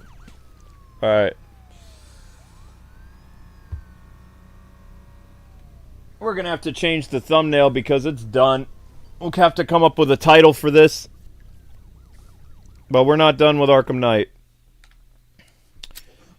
We are not done with Arkham Knight. Because we have all the challenges to do. We have to complete the story. What's left to complete the story anyway? I don't even remember what we have to do to complete the story. The GCPD attack. Tank stroke. A couple things.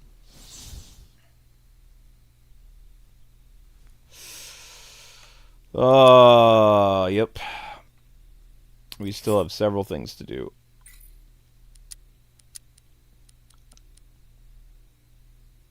Which is good, I guess. Oh, look what they did to his eyes. Look at how bad his eyes look on the Switch. Oh! Looks like he's cross-eyed. What happened? What? Tank stroke, yep. Oh my gosh.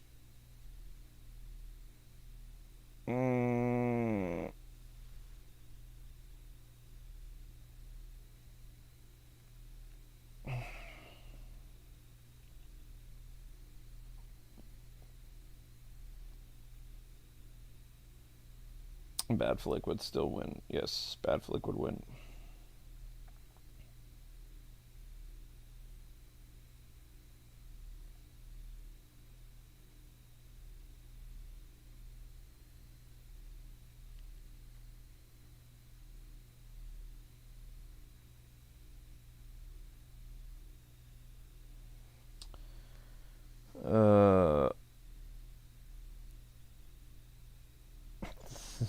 Oh my gosh. What name would you give him? Oh wow, that's a scary looking dog.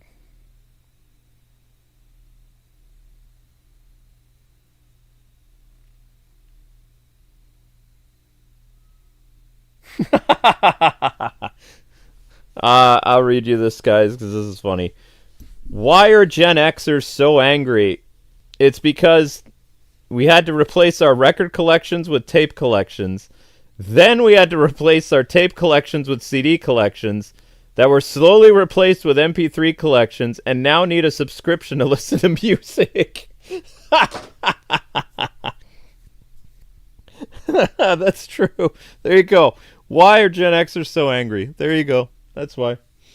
Oh, that's funny. Oh. I mean, think about it. My generation is the only one that we grew up with records. I had to get rid of records to go to cassettes. Cassettes didn't even last that long. Everybody thought that 8-tracks were going to, like, be the thing, and then cassettes ended up somehow surpassing 8-track. And then cassettes were only around for maybe 10 years before CDs came out. And then CDs were barely around 10 years before MP3s. Actually, I think... Wait, no, scratch that. When was the... Hold up. When was the first CD released in America?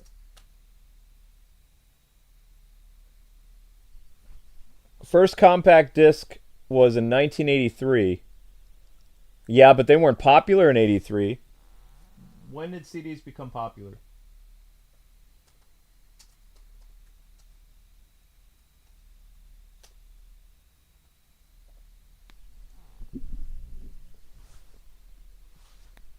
No, it's not true. My family didn't have a CD player until at least like 1994. CD sales surpassed cassette tapes, becoming the top music format in 1991. Mid-90s, portable CD players, the Discman, which sucked, by the way. The Discman, you want to know why the Walkman was better? Is because the stuff wouldn't skip. when you'd get a CD Discman and you would try to run with it and stuff like that, it was almost like running with a record player. Like the music would skip. And you would ruin your CD, and they'd be like, "What did you do to your CD? You take a key?" It's like, no, that's me going for a jog in Central Park. CDs hit their peak in the year 2000, and they were replaced by MP3. When did MP3 become popular? MP3 format. No. Apple iPod was released in 2001. MP3.com, rip CDs and all that other stuff. CDs became... So technically CDs came out in 1983. They had a boost of popularity by 1991. So it was like around the year 2001, 2004 that CDs became obsolete, replaced with MP3s. And MP3s had music around for a while, and then they were replaced by digital stuff. Oh, the eyes look so bad. I don't even want to see the eyes. There we go. Look at his... Does it look like his lips are, like, Botoxed? It looks so weird. Jotaro, do you want your ultimate tonight? Do you want your ultimate? Are you here? Are you not here? Is Jotaro here?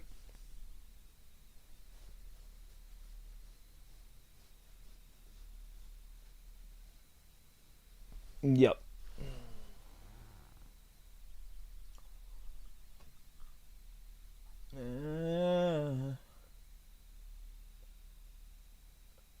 I'm just glad we didn't get the black screen of death. You kidding me?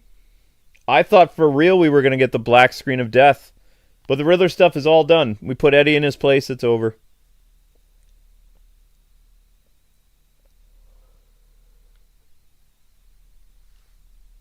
So, my advice for you guys, if you're struggling with the Riddler thingy, here's what you do. Make sure that you do all the Riddler puzzles, all the Riddler stuff before you defeat the Scarecrow if you're playing on Nintendo Switch. It doesn't matter what you're playing on the other consoles, but if you're playing on Nintendo Switch, you have to make sure that you do all the Riddler stuff and incarcerate the Riddler before you do the last Scarecrow missions. And you will not get the black screen of death. If you wait until the post-game, you will not be able to clear the Riddler. You have to do the Riddler before.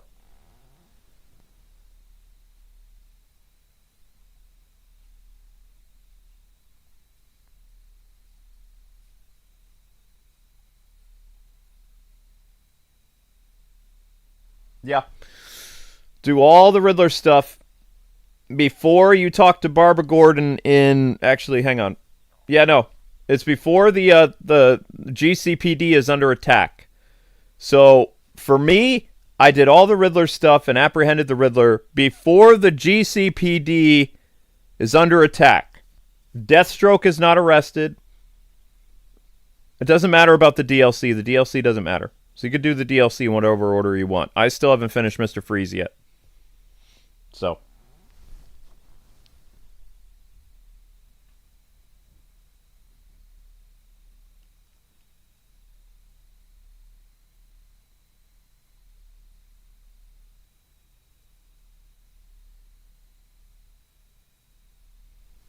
I'm saying if you played on Switch. If. Big if. Big if.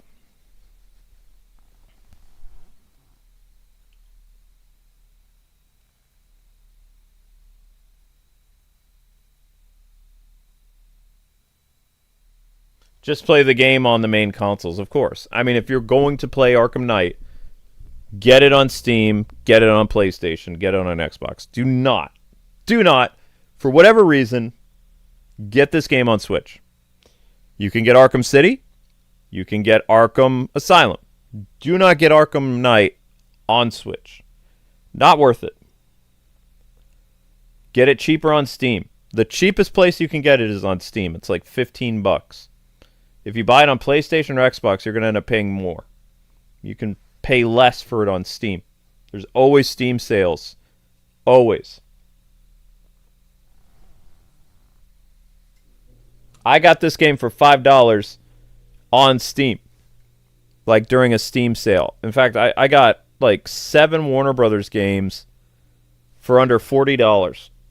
And they were all they were big Warner Brothers stuff. Lego Batman, Lego Batman 2, Lego Batman 3, Arkham Asylum, Arkham City, Arkham Knight, and Arkham Origins. Plus Injustice 1. Got all that stuff for under like $45. Because of a massive Steam sale. Steam sales are awesome.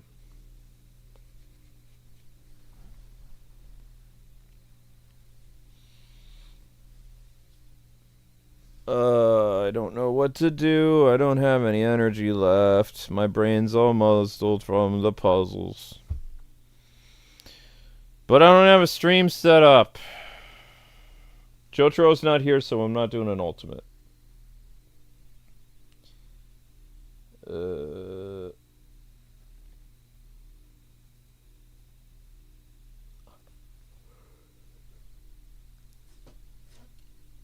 I'm so happy that worked. You have no idea. No, we don't want to do that. We're going to do the bat symbol. Da, da, da, da, da, da. I love the INC suit, by the way. Whew. You got Steam, Xbox, and whatever else. No, that's fine. Yeah, you do that. All right, who the heck are we going to put on the thumbnail for Final Fantasy tomorrow?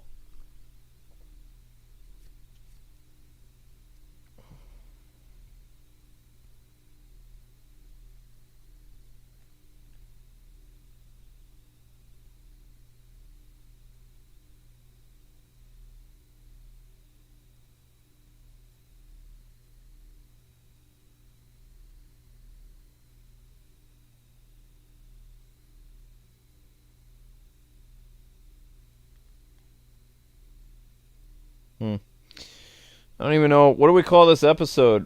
It said Riddles almost complete. Riddles fully complete. Is fully a word?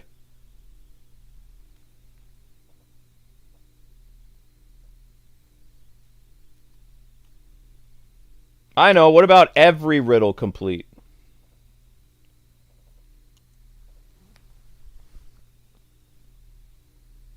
Not almost, every.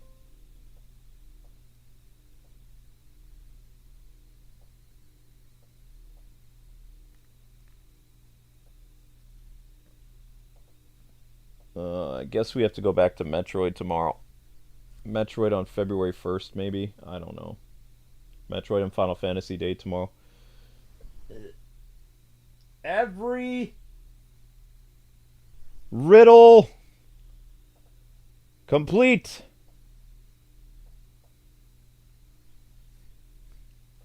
There.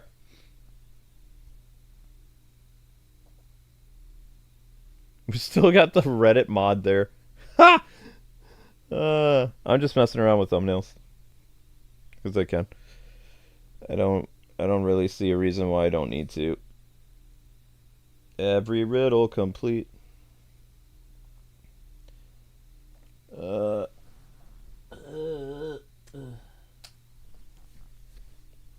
And then we'll get back to doing some other stuff. Outwitted the Riddler? Ooh.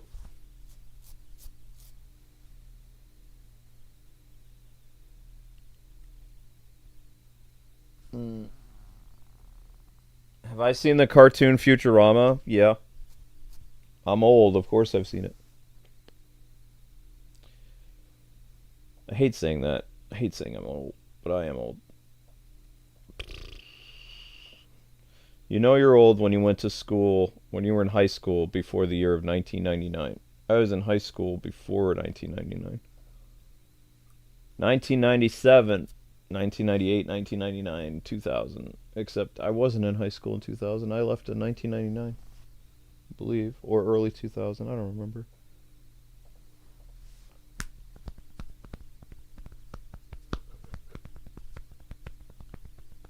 Oh man, I'm beat.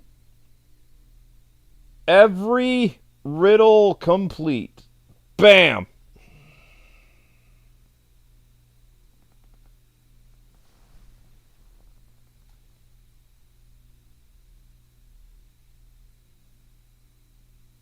Welcome to the world of tomorrow. It happened. Yeah, it's all done.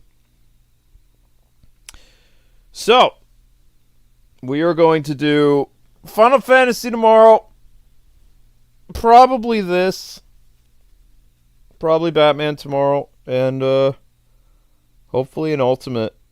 I didn't get to do Jotaro's Ultimate in January.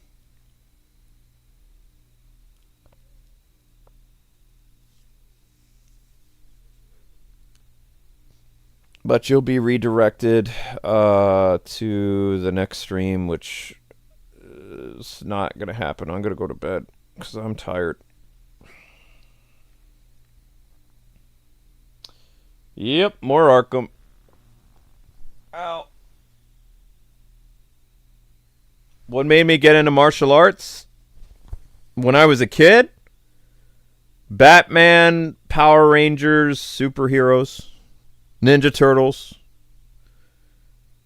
I grew up watching Keaton and the Ninja Turtles movie and Power Rangers. I think what really cemented it for me was Power Rangers. Plus, I was getting picked on in school. Like I had a kid that was constantly pantsing me, like in 1993.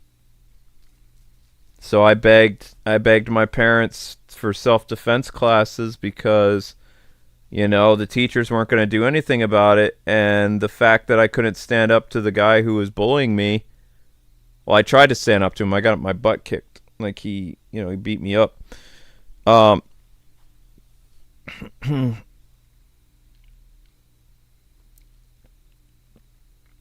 that was my core reason, is because I was getting bullied in school. And then I remember taking my first martial arts class, and the teacher was like, if you're taking this class just to learn how to beat up other people, he says, walk out my door. And he was also like, if you're here to learn how to defend yourself from people who are walking out the door, you're in the right place. Because he was teaching people how to, he taught defensive martial arts, or like basically told us that martial arts is for protecting yourself, not for hurting people. You know, you're preserving your own life, or you're protecting somebody. That's the most noblest thing that you can do. And so after that, you know, I was hooked for a while, but I got hurt a lot, and eventually I didn't get a black belt in anything. I was told I didn't have natural talent or anything. That's why I think years later when Kenichi came out as an anime, like long after I was done with martial arts, it was very relatable for me because I felt a lot like Kenichi, like as a kid. You know, I was doing all this stuff and I was learning martial arts, but I wasn't very good at it. I was good enough to, like, you know, survive if somebody came after me, but my technique was sloppy. I could never do competitions or anything like that. I was pretty bummed. But you know what I was more bummed about? Getting hurt. I didn't like... It was also during that weird time of the mid-90s where teachers were looking out for kids that had bruises all over them to see if they were abused by their family. And my dad was a minister and he was good to his kids, but I was showing up to school with bruises all over my body. So, I mean... you factor in the bruises on my body and, you know, getting hurt in class. I didn't really want to keep doing it because the teachers were looking at me weird. And it was like, is everything going well at home, Luke? It's like, yeah, everything's fine. My dad's awesome. And they're like, uh-huh. They never asked me once if I took martial arts or anything. The teachers were just like very in your face about stuff. They're like, is everything okay at home? It's like, you keep showing up with bruises lately. It's like, oh yeah, it's fine.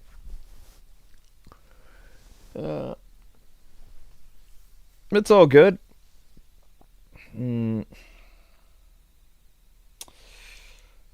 Well, yep, that's why I got into martial arts, is because I was inspired by Batman, Ninja Turtles, Power Rangers, things like that. And I wanted to be able to deal. Like, if somebody tried to hurt me, I wanted to be able to defend myself. And because I learned how to fight, I was able to, walk away and still be alive today because of 2 dangerous incidences in high school. The locker room brawl and the knife pulled on me by my car. Like, if I didn't know how to defend myself, I either would have gotten robbed or stabbed. Or both. I don't know. Not sure.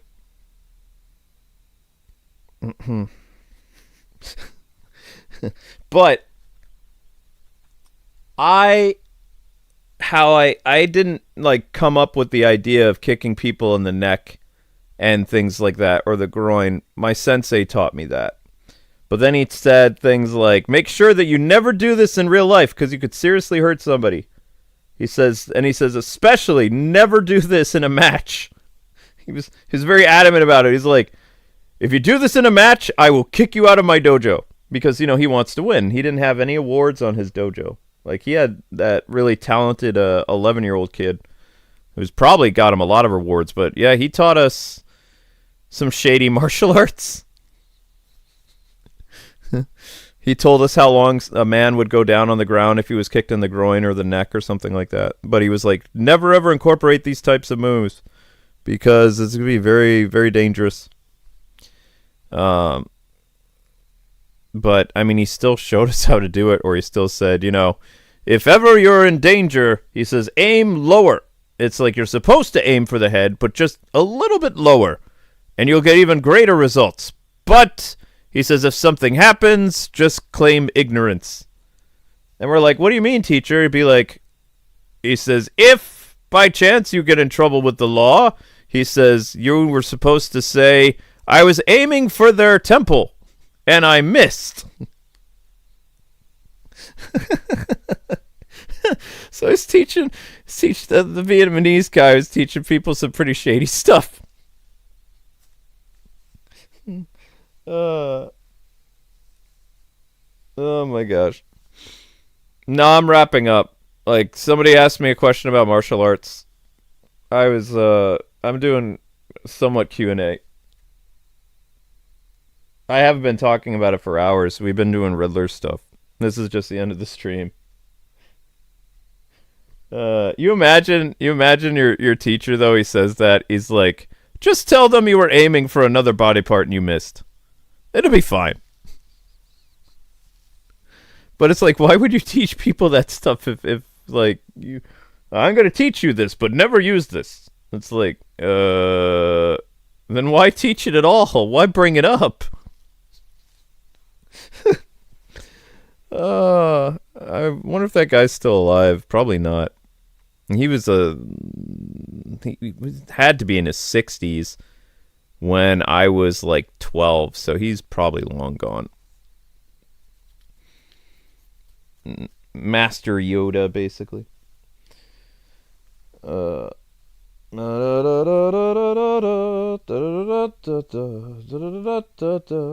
Judo versus karate, who would win? Who's ever more skilled? Judo is all about grabs and throws and grappling and stuff like that. It's about, like, if a dude who's really good at karate, throws a punch and the judo guy gets him, the judo guy's going to throw the dude, But judo, the only way a judo guy could really win in a match with karate is if he does some other things other than judo. Judo is a defensive thing. It's not really offensive. It's somebody attacks you and then you use their body mass against them. Like you shoulder throw, neck throw, headlock, things like that. It's not really like, the only way it would be offensive if a guy throws a punch at you and you throw them off a cliff, then it's an offensive move.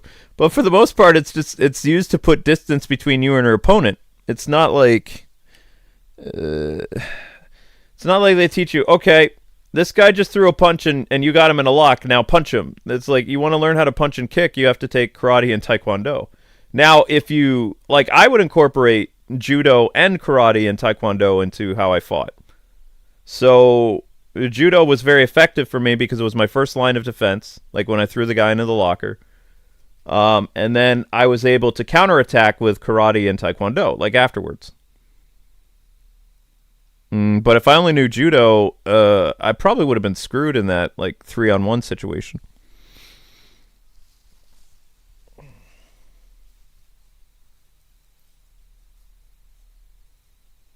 Could a judo master take out Batman? No. Even though Batman's a fictional character, Batman has, like, every martial arts known to man he knows, and he's mastered it.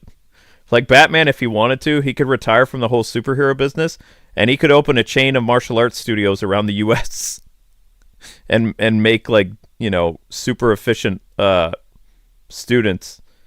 Because he's proficient in, like, I forget what DC said. I think it was, like, in the 90s, they said Batman was proficient at over 80 different types of martial arts.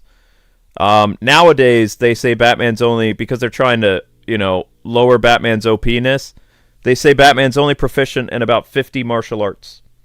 When that's not true. Batman's always studying different techniques and things like that. Like, he just didn't come to a point where he's like, oh, I know everything there is. It's like, no. If you want to be good at something, you have to keep practicing it. Like, I'm probably really rusty because I haven't practiced martial arts in like 20-something years, 25 years. Almost going on 30 years now. Close to it. Yeah, actually it is. Another 2 years and it'll be over 30 years since I last took martial arts. Like, I stopped right around 1997, 1998. What? So, yeah. It's coming up. If Power Rangers Zeo is celebrating its 30th anniversary, another year, and it's been 30 years since I did martial arts.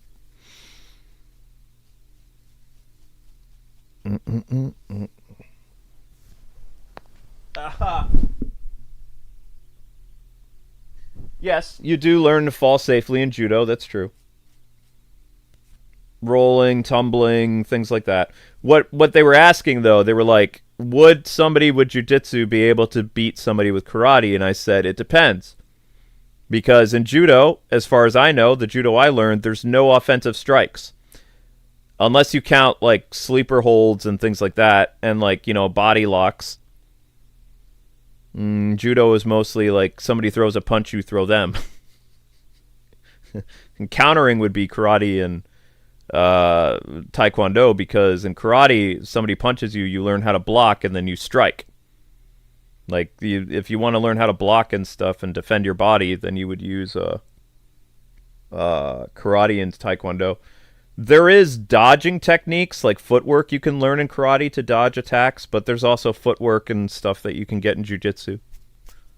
Like how to evade or, like, position yourself in a way that you can get close to an opponent. Things like that. Get in their blind spot. It's actually fascinating. Like, you know, martial arts is a fun thing. It's just, there's drawbacks to everything. Like, if you take martial arts for a hobby, just know you're going to get hurt. That's all. I don't think that's wrong to tell people. You get bruises, you might break your nose, could break a rib or an arm. Maybe not as much as back in the 90s, but I think people still get hurt sometimes. Maybe not, I don't know. Maybe it's a lot safer to take it now, I don't know.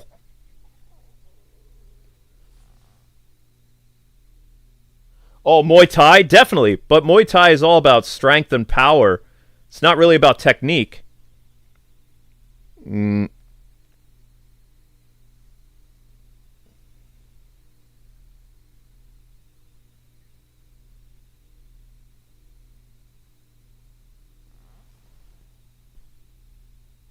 Could Batman defeat Black Panther in combat? Yes.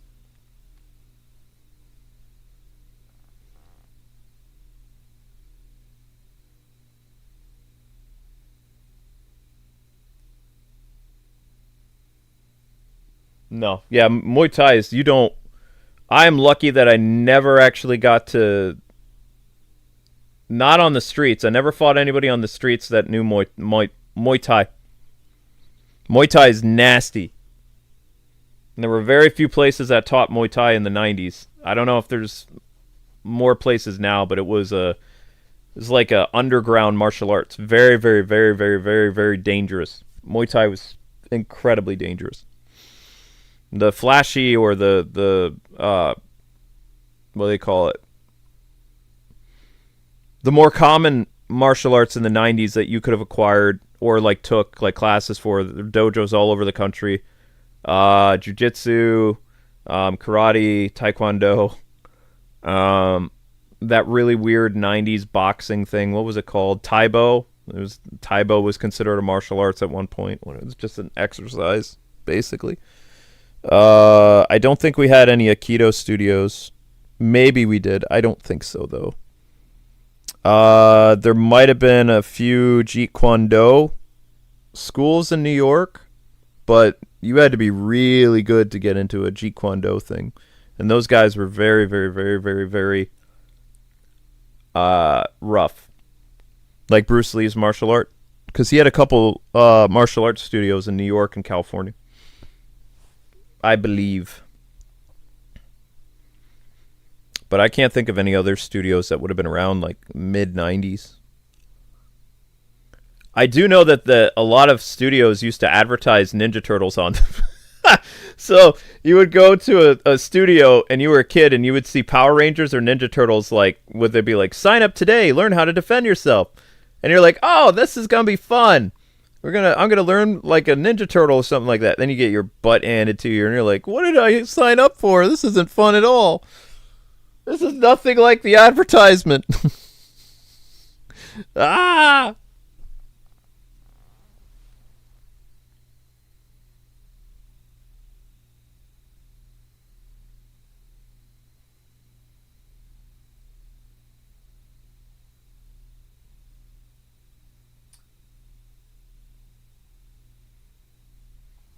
I can't tell you if karate or jiu-jitsu is better. I like both because karate has strikes and defense. Jiu-jitsu has grabs and throws and holds. And if you learn both karate and jiu-jitsu, you could be a force of nature. Karate is going to teach you how to block and take hits. Jiu-jitsu is going to teach you how to take a fall, as well as get back up quickly. You know? I think all martial artists should learn both jiu-jitsu and karate, taekwondo. Because kicks are different in karate and taekwondo. It's good for you to learn as much as possible. You might never need it, but it's just good. Also, you learn self-discipline. Martial arts is very good because it teaches you how to keep your body in shape, eat proper meals. There's a spiritualism to it, sort of, kind of. Although as a Christian, it actually helped me get like deeper into my faith, like a deeper connection to God through martial arts. Instead of like, the Buddhism stuff, I just replaced it with Christianity. It actually helped with my quiet time quite a bit when I was a kid. I was very on fire for God when I was little. And when I was a teenager, for the most part. I brought my Bible with me everywhere. And then 9/11 happened.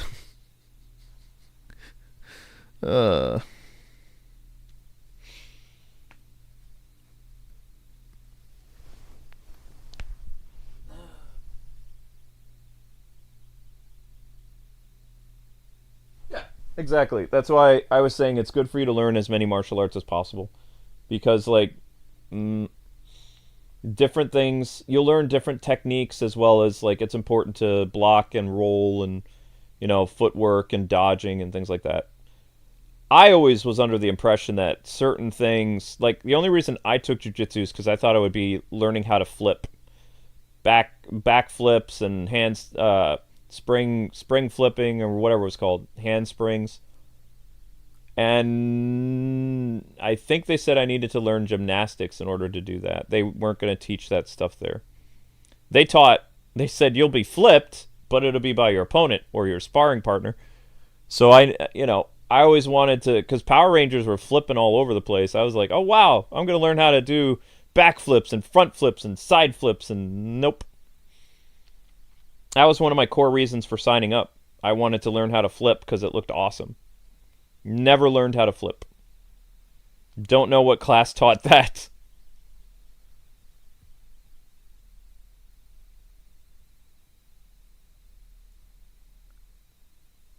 Do we do kicks and punches in judo? How I remember it is somebody would try to punch you, and you would grab them. You would grab them a couple different ways, and it's a fast grab. If somebody goes to punch you, you would go to the side, and you would deflect their arm, and then grab them as close as you could to their shirt, like by crossing your hand or something like that. Like, you deflect it, and then quickly you grab it, and then you would go into a shoulder throw or a neck throw. Or you could, I think we could throw people from, like, if they threw a punch, we could throw them backwards, but you might dislocate their shoulder. There was also a move in judo, I believe, where you get really close up to their body. It's kind of like, you know the move that Ken does in Street Fighter, where he positions his foot in the guy's stomach and he tosses him over him? Like, that's a judo maneuver, I'm pretty sure. You could even go into a front roll if you want it to be flashy, but that's I forget the name for that type of throw, but that's technically, I mean, your foot is touching them, and you are tossing them, but you're using the momentum of your body plus your legs.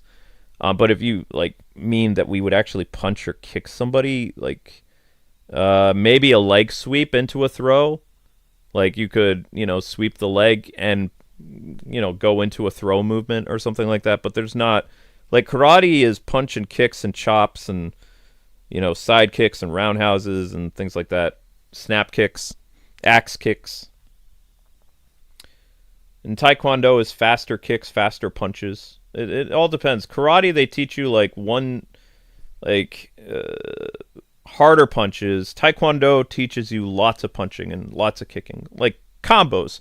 I think that's the easiest way to explain it. Like, taekwondo is more like fast kicks, combination moves, and karate is like strong strikes and things like that. And then judo is grappling, throwing, body mass manipulation of your opponent, that kind of stuff.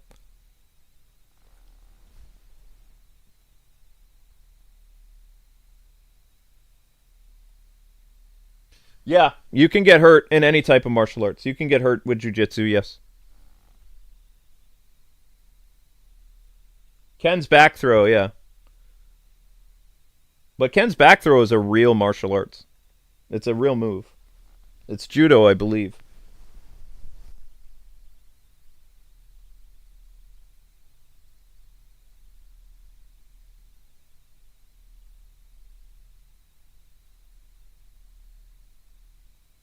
Yeah, I mean, if you're not careful, like, all the people criticizing this girl, the pizza artist, or whatever they're calling her, pizza kung fu, pizza karate kid. The neck throw that she did, she could have killed the girl. But again, as I was saying, in defense of the 16-year-old, she was being jumped by 4 people. We don't know the intent that they have. They even say get her. They rushed her. She quickly did what she could to survive. But I was impressed when she threw that one girl, because that was lightning fast. That neck throw was beautiful. Yes, she could have easily killed that girl. There was no mat. There's no, I believe she suffered back damage too, because if you watch the video's uncensored online. She does a quick. She first has the person by the arm, because a girl tried to punch her or something like that, and then she gets behind her, she positions her body, she pivots, and gets in her center of gravity, and she quickly puts both arms on the girl's neck, and she just tosses her like a rag doll. The girl's hip bone, her back, and her head connect with the cement or tile, and she bounces like a cartoon character. And then you see her rolling on the ground, and then the karate girl doesn't even hesitate, and she rushes the other two girls, and she takes them out, but you can't see because the camera's blurry.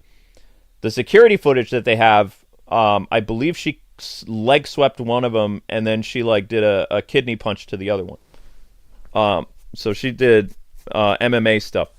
But the grab and release that she did with the neck throw, yeah, she could have probably killed that girl. But again, when it's a 3-on-1 situation, you have no choice. You can't.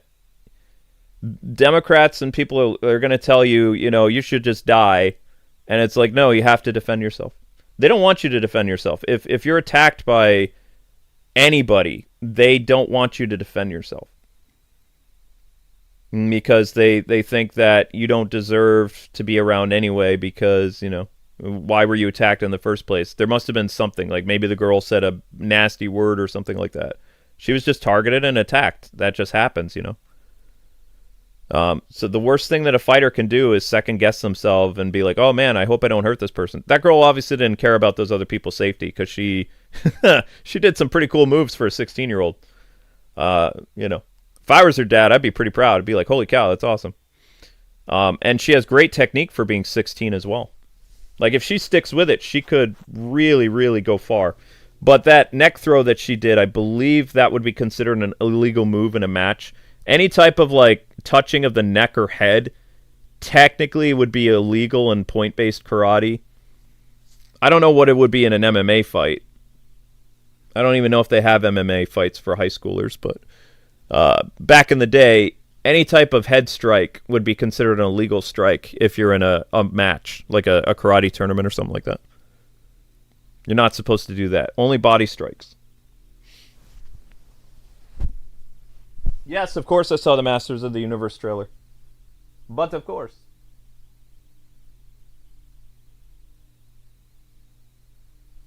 Does Kendo offer strikes and blow? Kendo is the use of the sword. Kendo is you learn how to use a sword. It's a Japanese martial arts. Apparently Japan has 80 different martial arts. And they're saying things like Bojutsu and Kendo and all this other stuff. All counts towards different types of martial arts. Man, these Batman streams are weird. They go all over the place, man. But I mean, Batman's a martial artist, so it works. Batman revolves around so many different topics that it just works.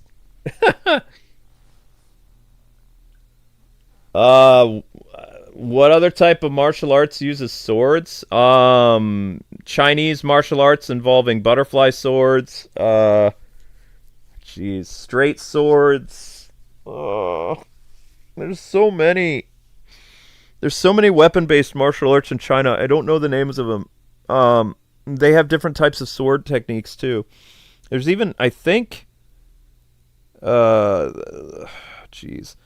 one type of martial arts from China is a straight sword that has a ribbon on it, and the ribbon is supposed to be used as a way to distract your enemy.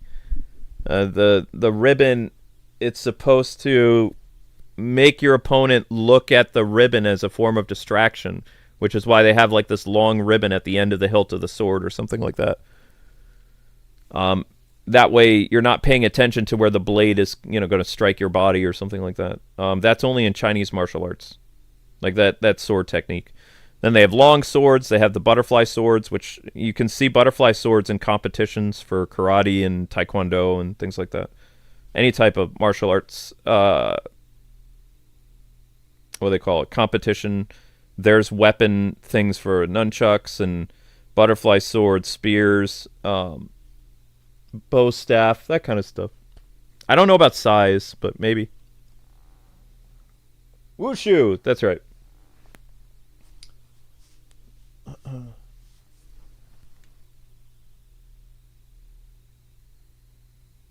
They do have MMA for kids now? Wow. Mixed martial arts when I was a kid was considered cage fighting. It was very dangerous. They didn't teach mixed martial arts stuff to kids. It was underground fighting or whatever is what the term was. They didn't have schools for it.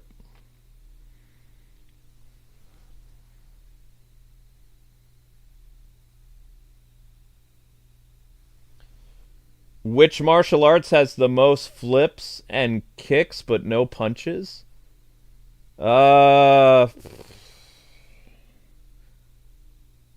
Chinese martial arts, like wushu.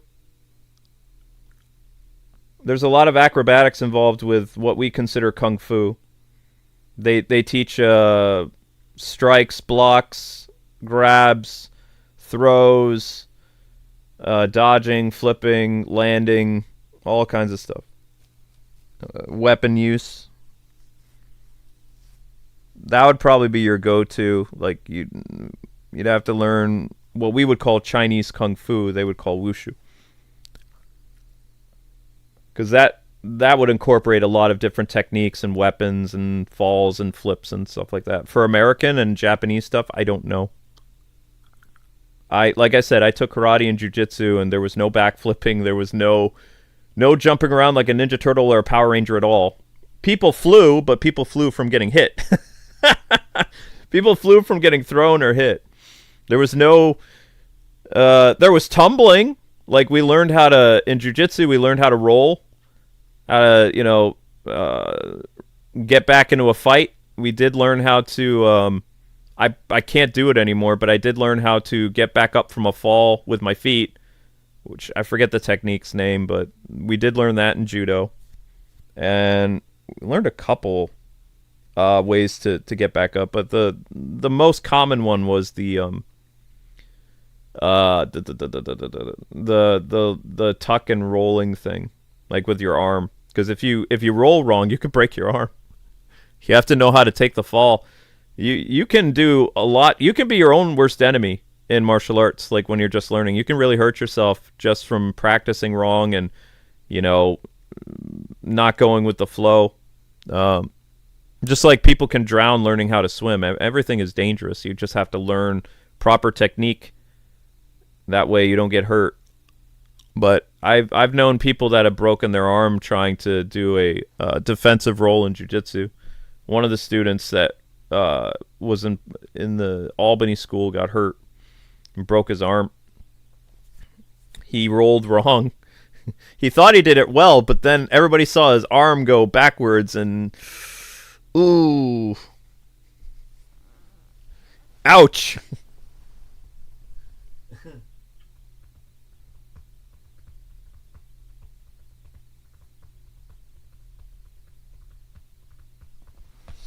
Boxing is a good place to start. No, I didn't take boxing. Boxing is American, it's boxing. If you want to learn how to punch, like, as a martial artist, you would take probably karate.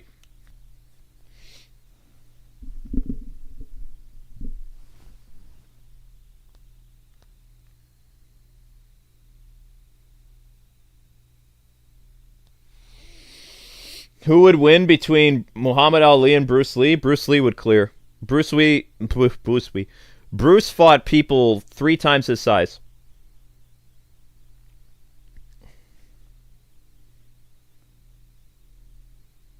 Is martial arts a sport? It's more of a lifestyle than it is a sport. I mean, you can compete in it, sure, but like most martial artists don't see it as a sport. They see it as a lifestyle.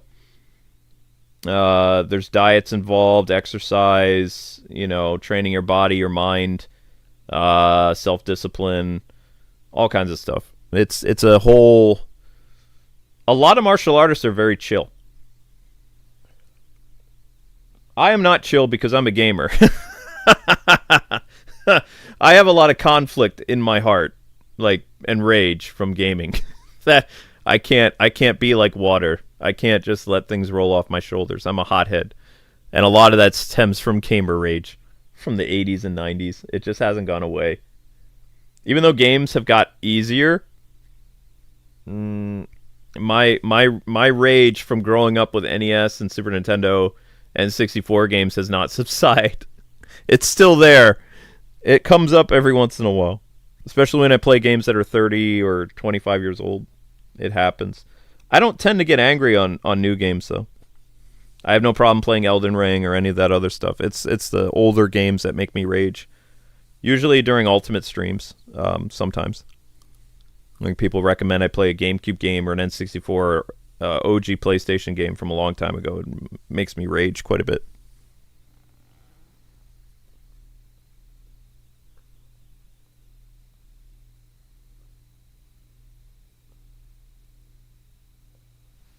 Prime Mike Tyson versus Muhammad Ali. I'll say the same thing that Tyson said. Muhammad would destroy me. It wouldn't even be fair. He'd come in like stinging like a bee, and I'd be down the ground real fast. Not gonna beat Muhammad Ali, even in my prime, man. Not happening. So that's what Mike Tyson believes. Is he believes Muhammad would have destroyed him.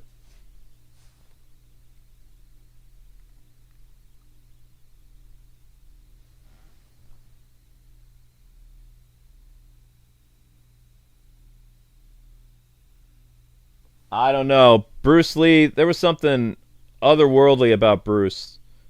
You don't want to underestimate Bruce Lee.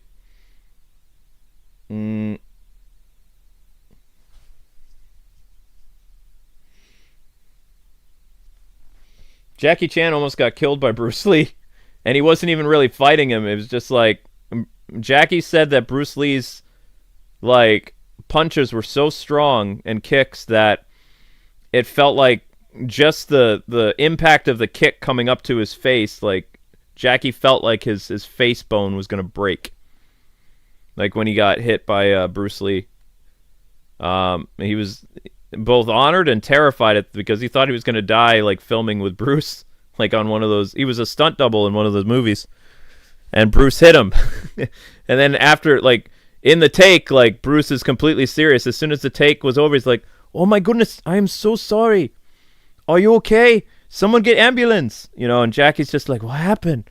You know, and he's all messed up, but Bruce Lee was like cradling him in his arms because he didn't mean to do it. Like, he almost killed Jackie. You know? But there was something pretty sinister about Bruce Lee. Like, the way that he could punch, the speed of his punches, the power of his kicks.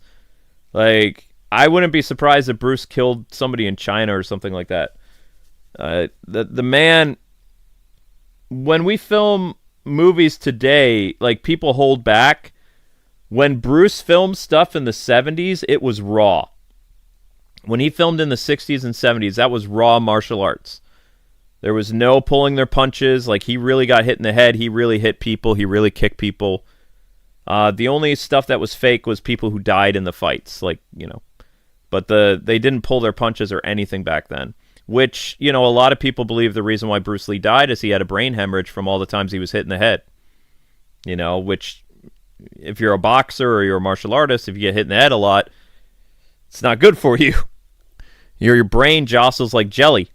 It's like the force of a punch could basically jiggle your brain, like if you're in a, you know, going 30 or 40 miles an hour in your car.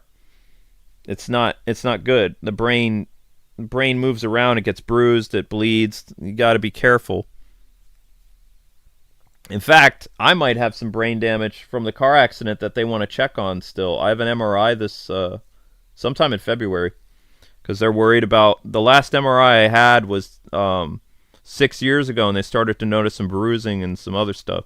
So they want to make sure that my brain is still okay. Because, you know, I got really banged up bad, but I'm still having problems. So I have to get an MRI and make sure I don't have any spots or splots or tumors or anything. Because, you know, the damage is permanent. Like, you gotta, you know. But, yeah, Bruce died because he probably got hit in the head too much. Go back and watch his movies. He got hit in the head a lot. Boards broke over his head. That stuff was all real. Bruce Lee would get sued. Oh, yeah, today, if he made martial arts movies, of course. But that was, you know, that was Wild West territory. There was no coalition for martial arts stuff or anything like that. It was all raw. That's why, if you go back and you watch 70s martial arts movies, they don't make movies like that anymore. That's why so many people were fans of Bruce Lee, though, is like when somebody would get hit, it's like you would feel it because they really took a hit.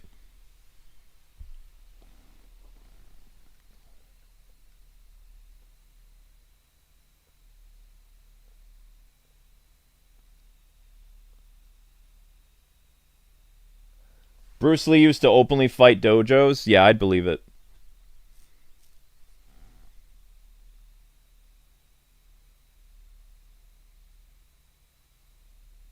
No, he didn't take wrong medicine.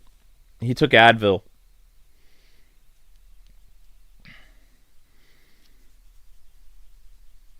No, because Bruce Lee died, though, they started to take precautions in the 1980s when they were filming kung fu movies. You can listen to Jackie Chan and other people because they were doing the same thing that that Bruce was doing. They were like, especially a lot of the early 80s movies, a lot of Chinese martial arts stars were doing that raw filming, and they were getting hurt. And Jackie and some other people, I think it was like by 1983, something like that, right around the time of, I can't remember the name of the movie. There was one movie in particular where Jackie got really hurt, like with his head. And then they started to do like other types of things with, showing punches to the face, even in R-rated movies. Like they limited the amount of like contact. Go and watch Jackie's movies in the 90s too. See how many times he gets hit in the face, like either a kick or a punch. It's very few. Whereas Bruce Lee's movies, they're trying to kill each other because it's supposed to be like representing like, Mortal Kombat type stuff. So Bruce is getting like people trying to punch or stab him in the face like all the time. Kicks, punches. Jackie's movies, there's a lot of body blows, like back, shoulder, even like Jackie throwing up his arm to block a kick so that the full force of the kick doesn't hit him in the head as hard. But he still like then flips his body over to show that it was a powerful kick, even though he got a hand up to kind of block it. There's very few times. I've watched just about every single one of Jackie Chan's movies. He doesn't take blows to the head as much as early in his career. Like, you watch his 70s martial arts movies compared, like his late 70s stuff, his kung fu movies, and then compare it to his 80s stuff, he doesn't get hit in the head as much. No martial artist does.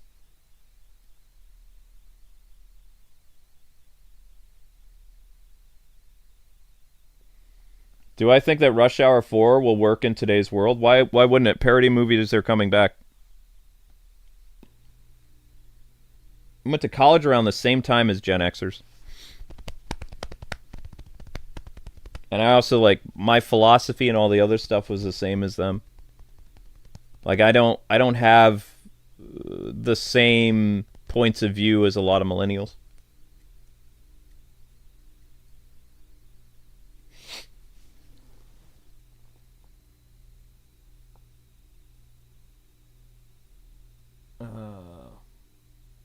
Yeah, no problem, guys. All right. Anyway, just be safe. Try not to worry about stuff too much. Your biggest concern right now needs to be the weather. Because don't underestimate the cold. You'll get very sick. Cold is an enemy you don't want to mess with. Okay? That's your biggest priority as a young person, is don't underestimate the cold, because you could get pneumonia or something. It's going to be a very, very chilly.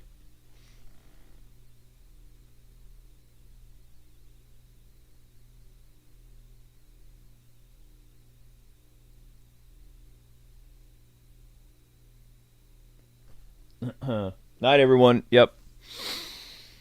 All right, so tomorrow we've got tons of Batman stuff, I guess, and Final Fantasy. The wind is wicked. The wind is cold.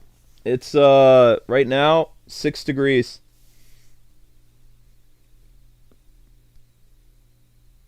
Six degrees. I don't even know what the wind chill is. But I'm in my house, and it's 68 degrees in my house, and I am cold. Very cold.